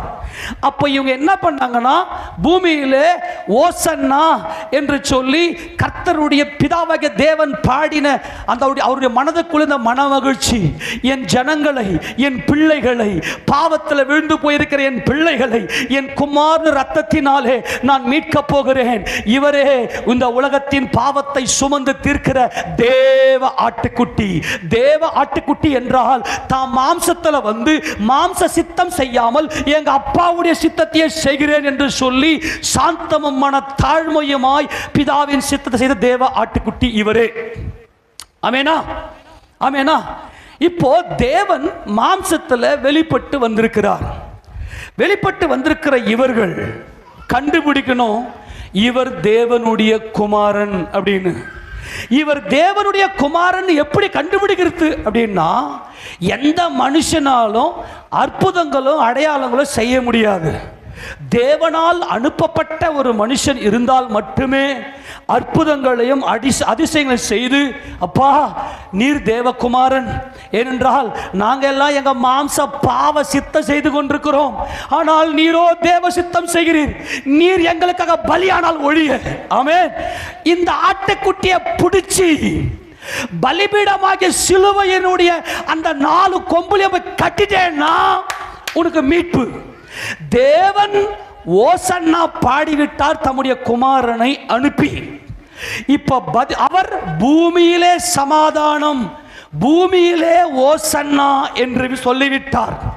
இப்பொழுது இந்த பாவியை மீட்கிறதுக்கு வந்த தேவகுமாரன் இந்த இயேசு கிறிஸ்து, இவர் என்ன உன்னதத்தில் கொண்டு போய் சேர்க்கணும். அப்படியானால் இந்த குமாரன் ஏன் பாவத்தை சுமந்து சிலுவையில் செத்து அடக்கம் பண்ணப்பட்டு உயிர்த்தெழுந்து உமக்கும் எனக்கும் சமாதானத்தை உண்டு பண்ணி உன்னதத்தில் இருக்கிற உம்முடைய சிங்காசனத்தின் வலது பார்சத்தில் இவர் உட்காரணும், அதாவது இவரை நீர் ஏற்றுக்கொள்ள வேண்டும். இந்த கர்த்தராகிய இயேசு கிறிஸ்துவை நீர் சிலுவையிலே பலியாக்கி அடக்கம் பண்ணப்பட்டு 3 உயிரோடு எழுப்பி உம்முடைய வலது பார்சத்தில் உட்கார வச்சாதான் நான் உன்னதத்துக்கு வர முடியும். பரலோகம் பூமியிலே ஓசன்னா என்று பாடி இருக்கிறது, ஆனால் நாம் எல்லாம் உன்னதத்துக்கு போக வேண்டுமேயானால் நீயும் நானும் உன்னதத்துக்கு ஓசன்னா. எத்தனை பேர் புரிஞ்சு போச்சு? ஏனென்றால் இவர் உம்முடைய குமாரன், இவர் எனக்காக மரித்து அடக்கம் பண்ணப்பட்டு உயிர்த்தெழுந்து உம்முடைய வலது பார்சத்திலே உட்கார வேண்டும். தேவன் பூமியிலே சமாதானத்தை கொடுத்த போது, பூமியில் இருக்கிற பாவிகளை ரட்சிக்கும்படியாய் தம்முடைய குமாரனை அனுப்பின போது, உன்னதத்தில் இருக்கிற தேவனுக்கு மகிமையும் பூமியிலே சமாதானமும் மனுஷர் மேல் பிரியமும் உண்டானது என்று சொல்லி தேவதூதர்கள் பாடினாங்களே. இந்த ஓசன்னா பாட்டை பாடும்போது இந்த ஜனங்கள்லாம் வாயை திறந்து அப்படியே ரிப்ளை கொடுத்தாங்க. ஒரு கரத்தை பிதாவாகிய தேவன் இயேசு கிறிஸ்துவை கையை பிடிச்சு நமக்காக அனுப்பினார். இன்னொரு பக்கம் நாம் அவர் கையை பிடிச்சு இந்த ஆட்டுக்குட்டியை பலிபீடத்தின் கொம்பில் கொண்டு வந்து, ஆண்டவரை நாங்கள் கட்டுகிறோம். ஆண்டவரே, யாரெல்லாம் உன்னதத்தில் ஓசன்னா அப்படின்னு சொன்னாங்களோ அவங்க பாவத்தை எல்லாம் பிதாவாகிய தேவன் மன்னித்து கழுவி அவரை மறுரூபப்படுத்தி உன்னதத்திற்கு அழைத்து கொண்டு போகிறார். ஆமெனா? எடுத்து வாசிங்க லூக்கா சுவிசேஷத்தின் புத்தகம் 19 அதிகாரத்தில்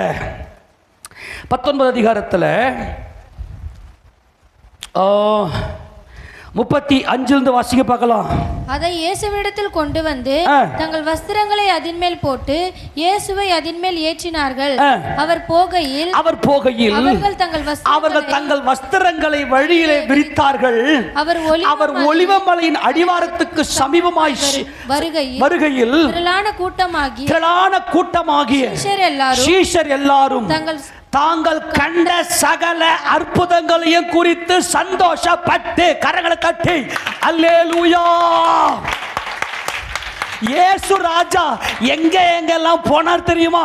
யாரெல்லாம் வியாதியோட, வேதனையோட, கண்ணீரோட, துக்கத்தோட, மன சஞ்சலத்தோட, பிசாசின் பிடியில, பில்லி சூனிய கட்டுல யாரெல்லாம் வேதனைப்பட்டு உள்ளத்துல நொறுங்கி இருந்தார்களோ அவங்களெல்லாம் தேடி போய் என் தேவன் உன் மேல அன்பா இருக்கிறார், உன்னை தம்முடைய பிள்ளையாக சேர்த்துக் கொள்ளும்படி உன் வாழ்க்கையில எல்லா விதமான சந்தோஷத்தை கொடுக்கும்படியாய் என்னை அனுப்பியிருக்கிறார், நான் தேவனுடைய குமாரன் என்று சொல்லி அவர் போன இடத்துல அற்புதம் செய்தார்.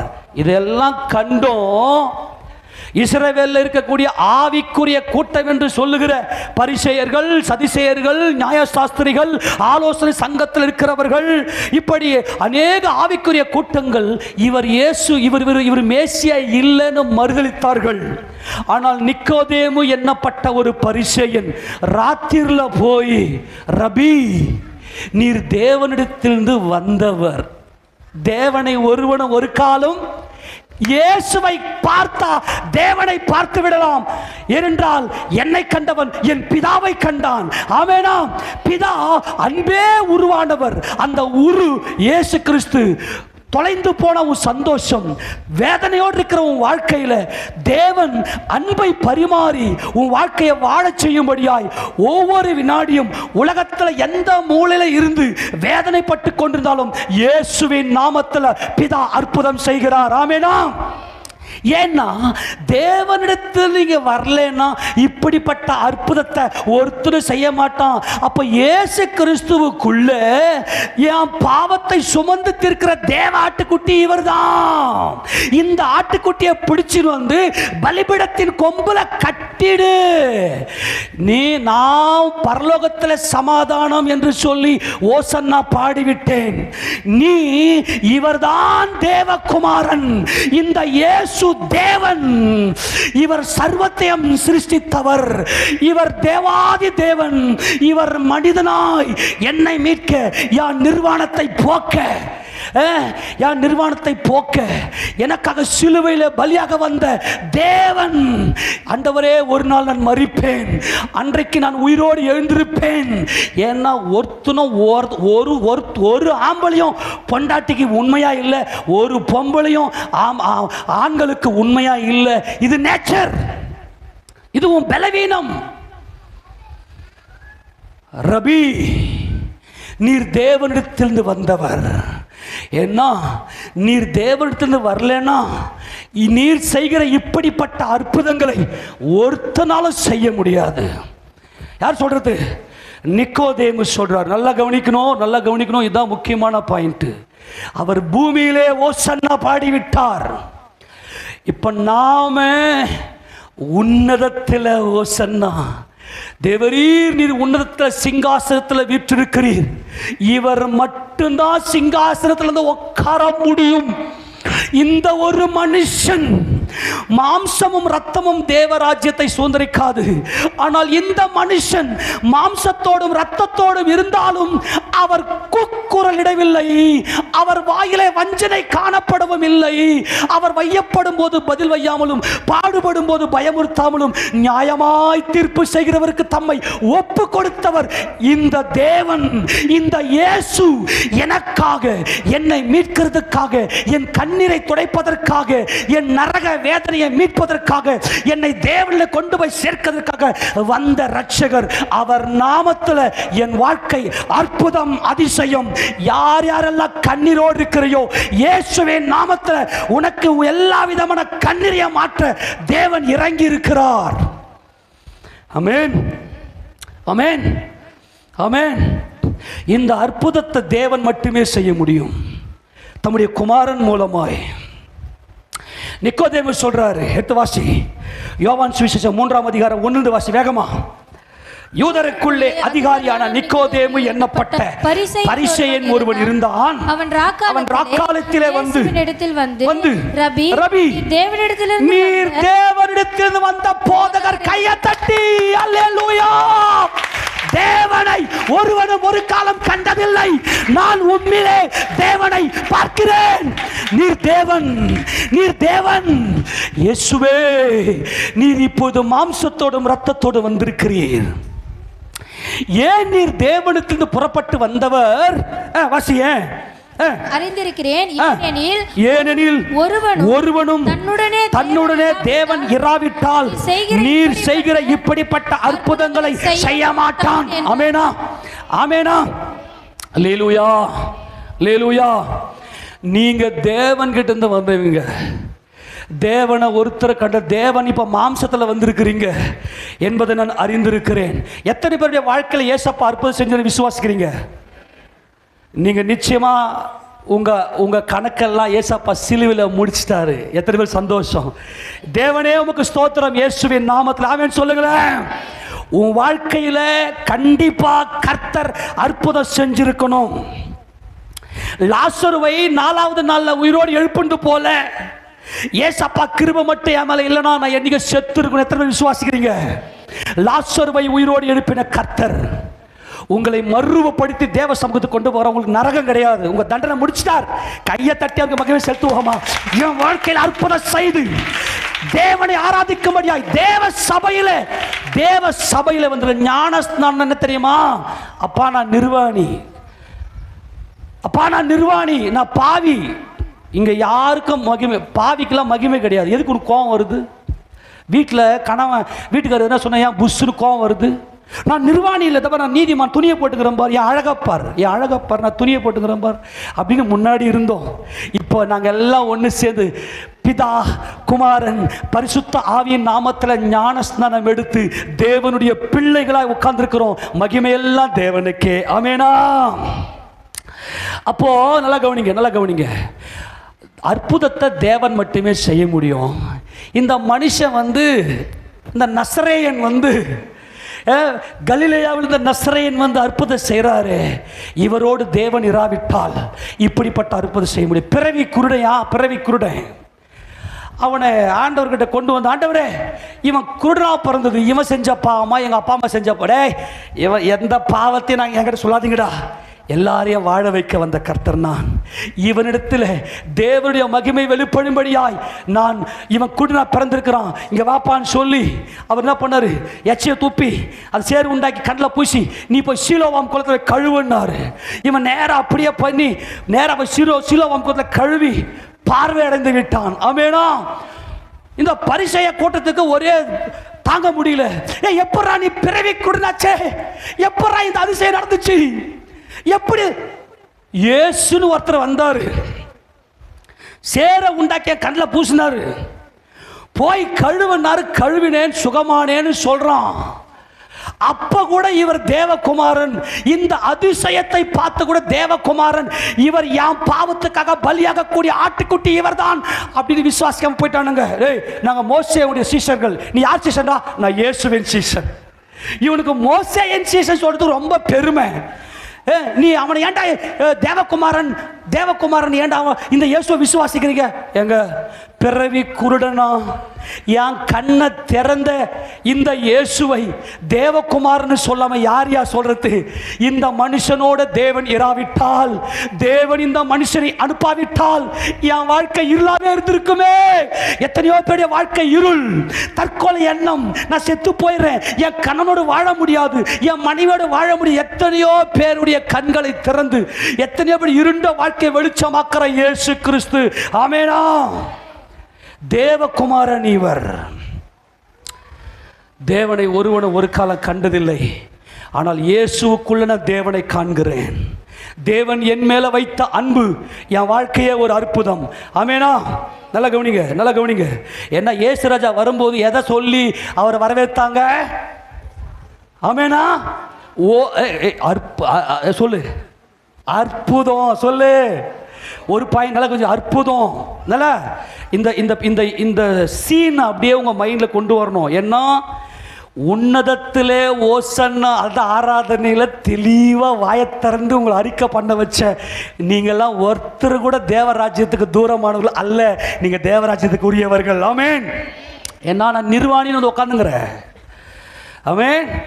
ராகாப் எரிகோ பட்டணம் தேவ சமூகத்துக்கு முன் அடைக்கப்பட்டிருந்தது. ஆனால் ராகாப் நிர்வாணி வந்திருக்கிறேன் தேவனே. ஆமென். ஹல்லேலூயா.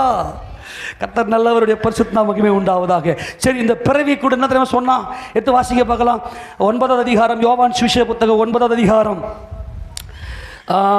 28 வாசி. நல்லா தெளிவா வாசி பார்க்கலாம். அப்பொழுது அவர்கள் அவனை வைத்து, நீ அவனுடைய சீஷன், நாங்கள் மோசேயினுடைய சீஷர். நீங்க யாருடைய சீஷன்? எல்லாம் கவனிங்க. இவங்க பரிசேயர் சொல்றாங்க, நீ வந்து இந்த இயேசுடைய சீஷையா? நாங்க மோசே. இவங்க நியாயப்பிரமாண சுயநிதிக்காரனுங்க, நிர்வாணிங்க அவன். ஆமெனா.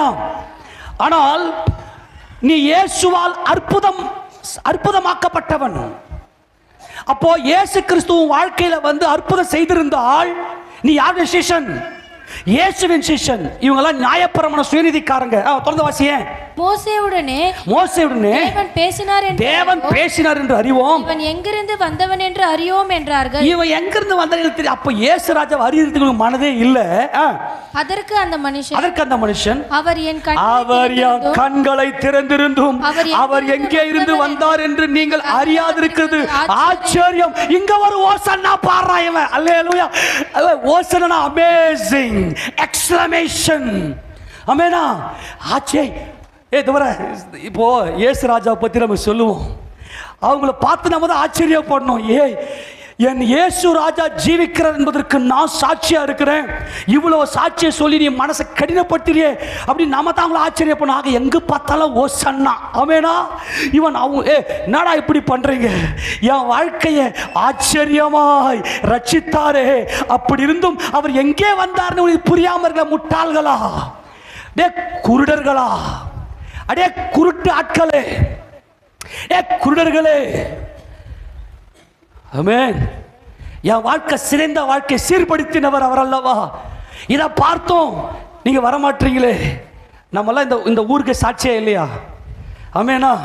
நம்முடைய வாழ்க்கை சிறஞ்சு போச்சு. நான் இயேசு கிட்ட போனேன், இது நான் நல்லா இருக்கிறேன், சமாதானம் இருக்கு. இந்த ஊர் பார்க்குது. அப்படி பார்த்து கூட என்னங்க நீங்க உங்களுக்குள்ள இயேசு கிறிஸ்து இவ்வளோ பெரிய அற்புதம் செஞ்சிருக்கிறாரு, அப்போ அவர் தான் தெய்வமான வந்து கேட்க மாட்டேங்குது. நீ ஆச்சரியமா பார்க்கணும். இவன் ஆச்சரியப்பட்டே குருடர்களா, என் கண்ணு திறந்துச்சுடா. என் கண்ணை திறந்தவர் தேவகுமாரன். தேவகுமாரன் யார்? இந்த தேவன். நீ கண்ணில் பார்க்கிற ஒவ்வொன்றும் அவர் சித்தம் கொண்டவர்.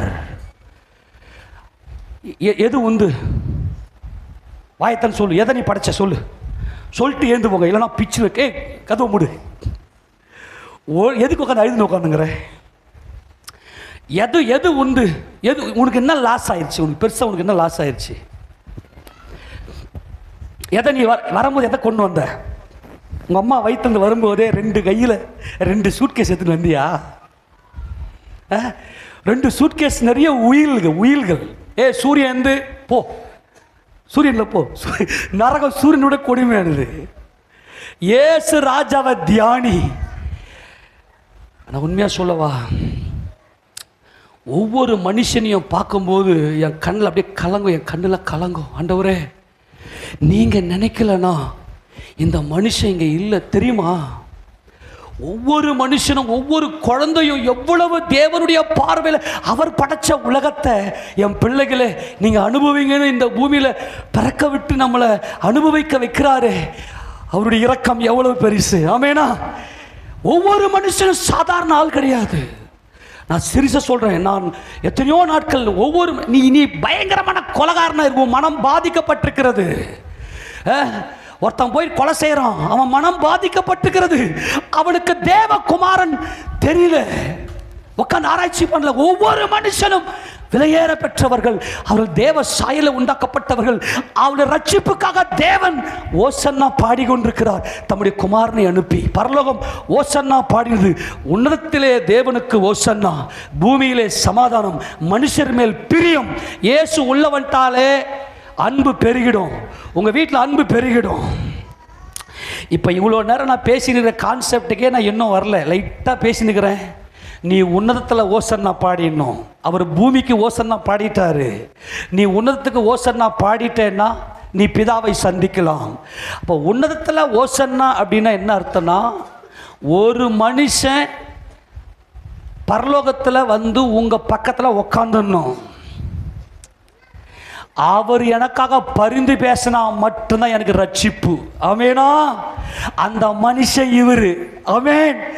இந்த மனுஷன் உங்க வலது பக்கத்தில் வந்து உட்காரணும். இதா ஓசன்னா, உன்னதத்திலே ஓசன்னா. எனக்கு போயிடுச்சு கத்தியா. இப்போ எனக்கு வேற மாதிரி இருக்குது, துள்ளி குதிக்கணும் போல இருக்குது. என் தேவன் எவ்வளவு நல்லவர். அல்லேலூயா. இதெல்லாம் நீங்கள் நினச்சிட்டிங்கன்னா, தேவன் நம்ம மேலே வைத்திருக்கிற அன்பை நினச்சிட்டிங்கன்னா உங்கள் கண்ணில் கண்ணீர் மட்டுமே ஊற்றிக்கினே இருக்கும். நான் ஓசன்னா பாட்டு எழுதும்போது எப்படி தெரியுமா, அதை நான் ஏதோ உட்காந்தேன், அப்படியே இயேசு ராஜா அப்படியே கண் முன்னாடி வந்து அந்த அவருடைய மகிமை எல்லாம் அப்படியே கண்ணை மூடி ஒரே இதில் எழுதிட்டு அந்த பாட்டை எழுதிட்டேன். என்ன எல்லாரும் கூக்குரலிடுகிறோம், அவர் கூக்குரலிடவில்லை. அவர் யூதா கோத்திரத்து சிங்கம். ஆமெனா. கூக்குரலிடவில்லையே, வாயில் வஞ்சனையும் இல்லையே, விதிகளில் அவர் சத்தம் உயர்த்திடவும் இல்லையே. நம்மெல்லாம் கூக்குரலிடுகிறோம். நம்முடைய மாம்ச இச்சை நம்முடைய ஆத்துமாவை சத்தம் போட வைக்கிறது. கொலுசுக்காரி, கொக்குக்காரி. இந்த கொக்குக்காரியை குறித்த கொலுசு சத்தம் உள்ளே ஒலித்து கொண்டிருக்கிறது. ஆனால் அவரிடத்தில் கூக்குரல் இல்லவில்லை. ஆமென். அதுக்கெல்லாம் போக வேணானே. கர்த்தர் நல்லவர்.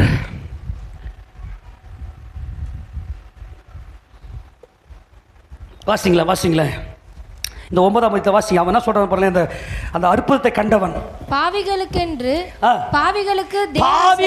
நல்லா கவனி இதான் முக்கியம். இதான் முக்கியம். அவனுடைய போதனையை பார்.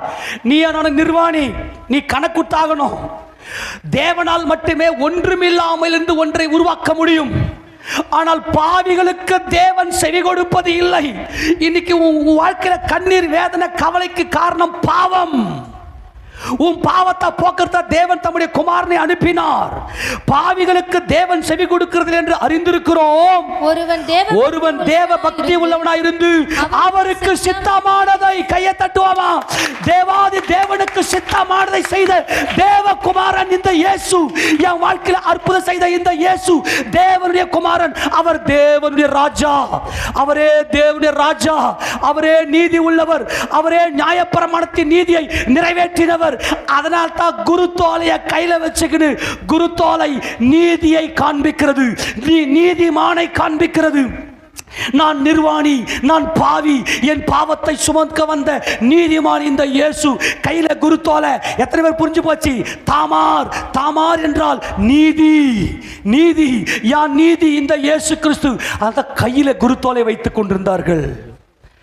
இன்னொரு இடத்துலையும் குருத்தோலை கையில் வச்சுக்கிறாங்க. அது வேணாம். இன்னைக்கு நம்ம கையில் குருத்தோலை வச்சுக்கிட்டு உன்னதத்திலே ஓசன்னான்னு பாடிட்டோம்னா நாம் மகிமை அடையலாம்.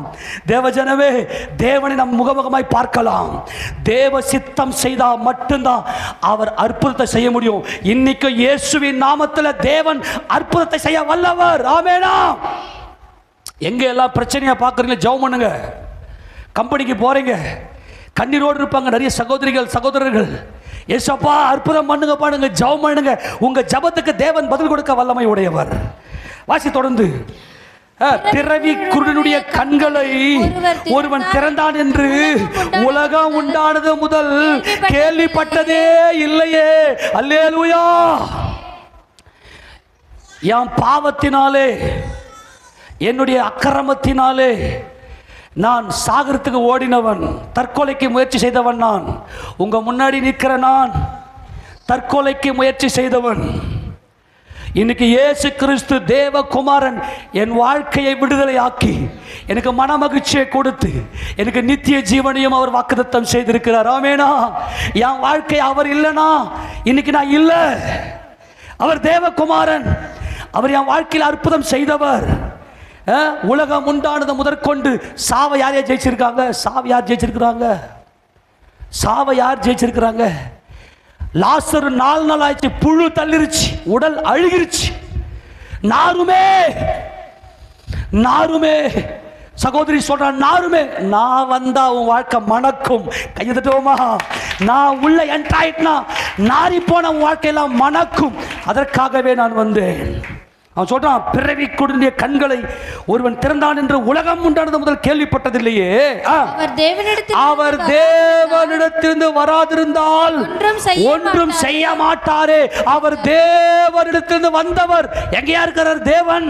இந்த இயேசு கிறிஸ்துவுக்குள்ளே இருக்கிறார். இப்போ தெரிஞ்சு போச்சு. இப்போ என் கையில குருத்தோலையை பிடிச்சிக்கிறேன். எத்தனை பேர்ல குருத்தோலை? ஆமென்லாம் சொல்ல மாட்டீங்களா? நான் இவ்வளோ நேரம் என் உயிர் போக பேசியிருக்கிறேன். நான் மறுபடியும் ஃபஸ்ட்லேருந்து பிரசங்கம் பண்ண முடியாது. தேவனுடைய சித்தத்தை செய்த நீதிமான் யார் மட்டும்தான். அப்போ நான் துணியை போட்டுங்கிறது ஏமாத்து வேலை.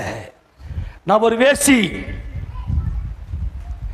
ஒவ்வொருத்தரும் ஆம்பளை வேசி, ஒவ்வொருத்தரும் பொம்பளை வேசி. அதை ஒத்துக்கணுக்கு பார்த்தா ஞானஸ்நானம். நிறைய பேருக்கு தெரியாம ஐயோ வெக்கமாக இருக்குதே.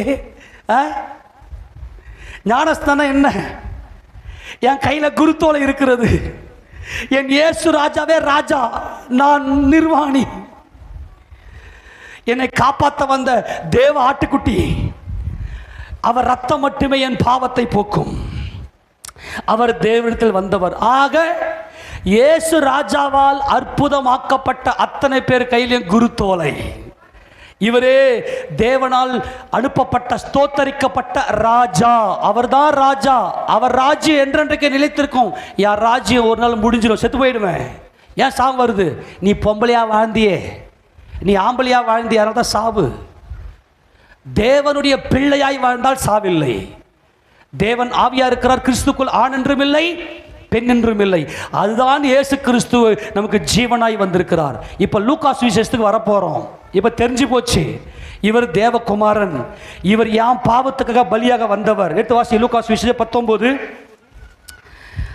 அதிகாரம்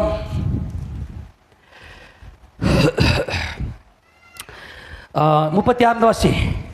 அவர் போகையில் அவர்கள் தங்கள் வஸ்திரங்களை வழியிலே விரித்து, இவர் எங்கள் ராஜா. நல்ல கவனிங்க, அவர் தான் நீதி உள்ளவர். குருத்தோலை கையில் இருக்குது, அவர் தான் நீதி உள்ளவர். எல்லாம் கவனி, என் வஸ்திரத்தை நான் கட்டிட்டேன். ஆமேனா? எதை கட்டிட்டேன்? இதோ திருடனை போல் வருகிறேன். தன் மானம் காணப்படத்தக்கதாக நிர்வாணமாய் நடவாதபடிக்கு விழித்து கொண்டு தன் வஸ்திரங்களை காத்துக் கொள்கிறவன் பாக்கியவான். அப்பா, நீர் மட்டுமே நீதிமான். நீதிமானாகிய உமக்கு மட்டும்தான் தேவன் வஸ்திரத்தை கொடுத்திருக்கிறார். எங்களுடைய வஸ்திரம், அவங்க வஸ்திரத்தை கட்டினாங்க. நாங்கள் நிர்வாணிகள் அப்பா, நாங்கள் நிர்வாணிகள் இருக்கிறோம் ஆண்டவரே. நாங்கள் மறுரூபம் அடைஞ்சி தேவனை நாங்கள் ஆராதிக்க வேண்டும் என்று சொல்லி, நீரே எங்கள் ராஜா என்று சொல்லி தங்களுடைய அதிகாரத்தை எல்லாம் கழற்றி அவர் காலடியிலே போட்டு அவரை வரவேற்றார்கள். கையில் என்ன இருக்குது? குருத்தோலை இருக்குது. வாசிப்ப. அவர் ஒலிவமலையின் அடிவாரத்துக்கு சமீபமாய் வருகையில் திரளான கூட்டமாகிய சீஷர்கள் எல்லாரும் தாங்கள் கண்ட சகல அற்புதங்களையும் குறித்து சந்தோஷப்பட்டு, நல்ல கவனிங்க, உன்னதத்திலே ஓசன்னா அப்படின்னு பாடினாங்களா? என்னென்ன பாடினாங்க? மார்க்குல பார்த்தோமா? உன்னதத்திலே ஓசன்னா. உன்னதத்திலே ஓசன்னா என்பதற்கு 3 அர்த்தம். இப்ப கவனிங்க, தேவன் தம்முடைய குமாரனை அனுப்பி ஓசன்னா பாடின போது 3 காரியத்தை பாடினார். அப்படியே வாசி. கர்த்தருடைய நாமத்தினாலே வருகிற ராஜா ஸ்தோத்தரிக்கப்பட்டவர். இவர் ராஜா, இவரே ராஜாதி ராஜா. இந்த பூமியில என்றென்றைக்கும் 1000 வருட அரசாட்சி ஆளுகை செய்ய போகிறவர். அப்புறம் பரலோகத்திலே சமாதானம். எங்க சமாதானம்? தேவன் எங்க சமாதானம் கொடுத்தார்? பூமியிலே சமாதானம்.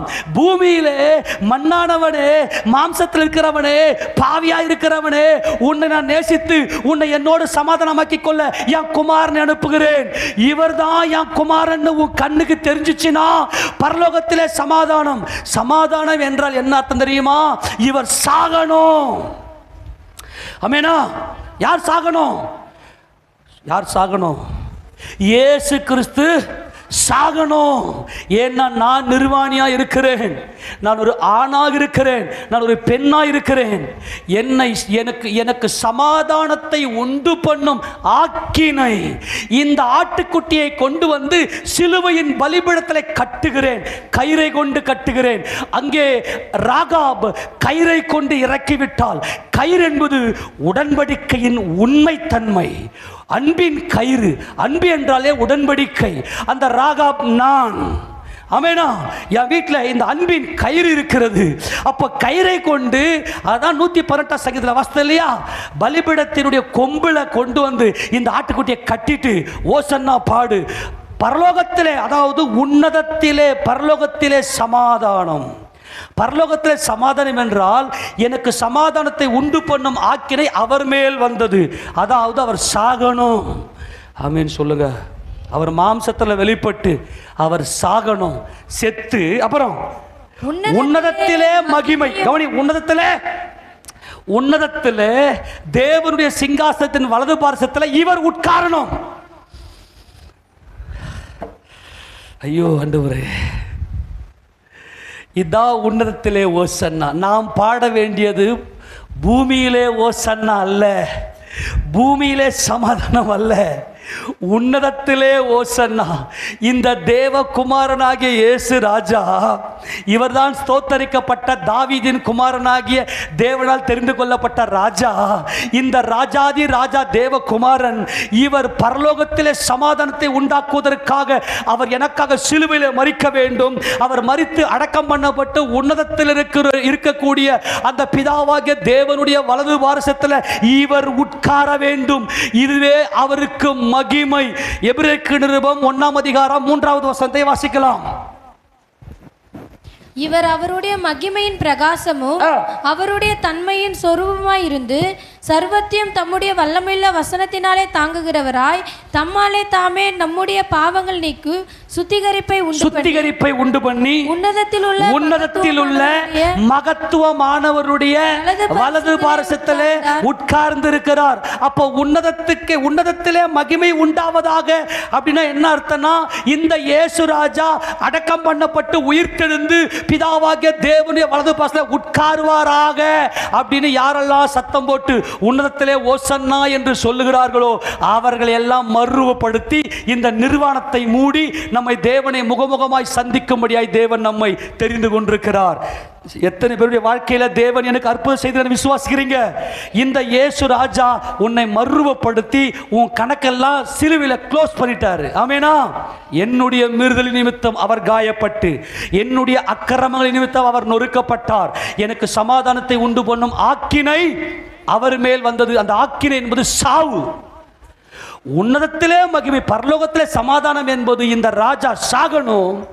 உன்னதத்திலே மகிமை என்பது இவர் உம்முடைய வலது பாரசத்திலே உட்கார்ந்து என்றென்றைக்கும் ராஜாதி ராஜாவாய் இந்த பிரபஞ்சத்தை ஆளுகை செய்ய வேண்டும். இந்த உன்னதத்திலே ஓசன்னான்னு நீங்க பாடிட்டீங்க இல்லையா, உங்க சத்தத்தை தேவன் கேட்டார். உன்னதத்திலே ஓசன்னா, உன்னதத்திலே ஒரு ரட்சிப்பு, உன்னதத்திலே ஒரு மனுஷன் உங்க பக்கத்தில் உட்காரணும். எவ்வளோ பெரிய அதிசயம் இல்லையா? தேவனை ஒருவனும் ஒரு காலம் கண்டதில்லை. ஆனா அவர் பக்கத்தில் இந்த மனுஷன் உட்காருவார். இந்த மனுஷன் என்றென்றைக்கும் உங்க சிங்காசனை வீற்றிருப்பார். அவர் மகிமை அடைந்திருப்பார். இவருடைய ரட்சிப்பு, இவருடைய மாம்சத்தில் ரட்சிக்கப்பட்டு இவருடைய மாம்சம் மறுரூபமாகி உன்னதத்திலே ஒரு ரட்சிப்பு, இவருக்கு ரட்சிப்பு. இந்த பார்வை வந்துருச்சுன்னா உன் நிர்வாணம் மாறிடும். உன் சரீரம் மகிமை அடைஞ்சு பூமிக்குரிய கூடாரமாகி இந்த நம்முடைய கூடாரம் அழிஞ்சு தேவனால் கட்டப்பட்ட கைவேலை இல்லாத மாளிகையாக மறுரூபம் அடைஞ்சு தேவனை முகமுகமாய் சந்திக்கும். ஆக இந்த ஆட்டுக்குட்டி உங்க வலது பார்சல உட்காருவாராகன்னு சொல்லி பலிபீடத்தின் கொம்புல கட்டணும்.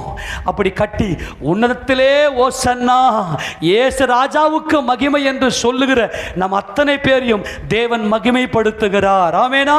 இந்த பாவ சரீரத்திலிருந்து இந்த மரண சரீரத்தில் நம்மை மகிமைப்படுத்தி தேவனுக்கு நிறுத்துகிறார். அதுக்கப்புறம் அந்த நிர்வாணம் மாறிடும். ஆண் பெண் எல்லாம் மாறிட்டு எல்லாம் தேவனுடைய பிள்ளைகளாக இருப்போம். ஏன்னா இயேசு சொன்னாரு, அங்கே பரலோகத்தில் கொல்வனையும் கொடுப்பனையும் இல்லை, நீங்க எல்லாரும் தேவ தூதர்களை போல் இருப்பீங்கன்னு. அப்போ யாரெல்லாம் உன்னதத்திலே ஓசன்னா என்று சொல்லி உன்னதத்தில் ஒரு மனிதன் ரட்சிக்கப்பட வேண்டும். உன்னதத்தில் பிதாவாகிய தேவனுடைய வலது பார்சத்தில் இந்த மனுஷன் உட்காரணும். மனுஷன் தேவனுக்கு எப்படிப்பட்டவன்? ஆரம்பத்தில் கேட்ட கேள்விப்பா இது. மனுஷன் தேவனுக்கு யாரு? சத்துரு. இந்த மனுஷன் இப்ப தேவன் பக்கத்தில் உட்கார்றாரு. இதுக்காக நீங்க ஓசன்னா பாடினீங்கன்னா உங்க சரீரம் மறுரூபம் அடைஞ்சு தேவனை சந்திக்கும். இந்த கூடாரம் மாறி தேவனால் கட்டப்பட்ட கைவேலையல்லாத இந்த ஜென்ம சுபாவத்தினுடைய சரீரமெல்லாம் மாறி மகிமையின் சரீரமாக மாறிடும். அதுக்கப்புறம் நிர்வாணம் வெளிப்படாது. எல்லாரும் அன்பாகவே பரிபூர்ண அன்பில் இருப்போம். இந்த வசந்த வாசனை முடிக்கலாம். 2 கொரிந்தியர் 5ஆம் அதிகாரம் 1 வாசி. 2 கொரிந்தியர் 5:1 பூமிக்குரிய கூடாரமாகிய நம்முடைய வீடு அழிந்து போனாலும் தேவனால் கட்டப்பட்ட கைவேலை அல்லாத நித்திய வீடு பரலோகத்தில் நமக்கு உண்டு என்று அறிந்திருக்கிறோம். அம்மா கவனிக்கிறீங்களா? பூமிக்குரிய கூடாரமாகி இந்த நிர்வாணமாகி இந்த பாவ சரீரம் அழியும். தேவனால் கட்டப்பட்ட கைவேலை அல்லாத நித்திய வீடாகிய மகிமையின் சரீரம் நாம் எல்லாம் நியாய தீர்ப்புல நரகத்துக்கு போய் அங்கே கணக்கு கொடுக்க தேவையில்லை. நியாயத்தீர்ப்பு நின்று கணக்கு கொடுக்க தேவையில்லை. நியாயத்தீர்ப்பு எங்கே துவங்க போகுது? நான் இப்போ எங்கே இருக்கிறேன்? சபையில். ஆமெனா. நான் இப்போ தேவனுடைய பிள்ளையாய் சபைக்குள்ளே வந்து விட்டேன். நியாயத்தீர்ப்பு தேவனுடைய சபையில் தூங்கும் காலமாக இருக்கிறது. இன்னைக்கு யாரெல்லாம் உன்னதத்திலே ஓசன்னா, உன்னதத்தில் ஒரு மனுஷன் வர வேண்டும், உன்னதத்தில் உங்க வலது பார்சத்தில் ஒரு மனுஷன் மகிமை அடைய வேண்டும், அந்த மனுஷனே என் ரட்சகர் என்று சொல்லி இந்த இயேசு ராஜாவுடைய மகிமையை பாடி உன்னதத்திலே ஓசனை என்று பாடுகிறீர்களோ, உங்களுடைய பூமிக்குரிய கூடாரம் அழிஞ்சி தேவனால் கட்டப்பட்ட கைவேலை இல்லாத நித்திய மாளிகையாய் இந்த சரீரம் மகிமை அடையும். ஆமெனா. அப்படி மகிமை அடையும் போது, ஏனெனில் இந்த கூடாரத்திலே நாம் தவித்து நம்முடைய பரம வாசஸ்தலத்தை தரித்துக் கொள்ள மிகவும் வாஞ்சை உள்ளவர்களாய் இருக்கிறோம். தரித்து கொண்டவர்களானால் நிர்வாணிகளாய் நடக்க மாட்டோம். நீங்க மகிமை அடைஞ்சிட்டீங்கன்னா உங்க நிர்வாணம் போயிடும். ஏன்னா நிர்வாணி தான் கணக்கு ஒப்புவிக்கணும். ஆமென். நிர்வாணி தான் கணக்கு ஒப்புவிக்கணும். சகலமும் அவருடைய பார்வைக்கு முன்னாடி நிர்வாணியா இருக்கிற நீ ஏமாத்தலாம், மனுஷங்களை ஏமாத்தலாம், தேவனை ஏமாற்ற முடியாது. ஆனால் இன்னைக்கு இயேசு கிறிஸ்து தேவனுடைய குமாரன், அவரே ராஜாதி ராஜா, நான் ஒண்ணுமில்லைன்னு சொல்லி உங்களை தாழ்த்தி பூமியிலே ஓசன்னா பாடின தேவனுக்கு அவருடைய கையை பிடிச்சி, ஆமா தேவனே, இவர் உம்முடைய குமாரன், இந்த இயேசு ராஜா உம்முடைய வலது பார்சத்தில் உன்னதத்திலே உட்காருவாராக என்று உன்னதத்திலே ஓசன்னா என்று பாடுகிற அத்தனை பேரையும் தேவன் மகிமைப்படுத்துகிறார். ஆமெனா. தேவன் எவ்வளவு நல்லவர். ஆமென் சொல்லாமா? எல்லாருமே முழங்கால் படியிட்டு, அன்புள்ள ஆண்டவரே, நாங்கள் உம்மை ஸ்தோத்திரிக்கிறோம் ஆண்டவரே. எல்லாரும்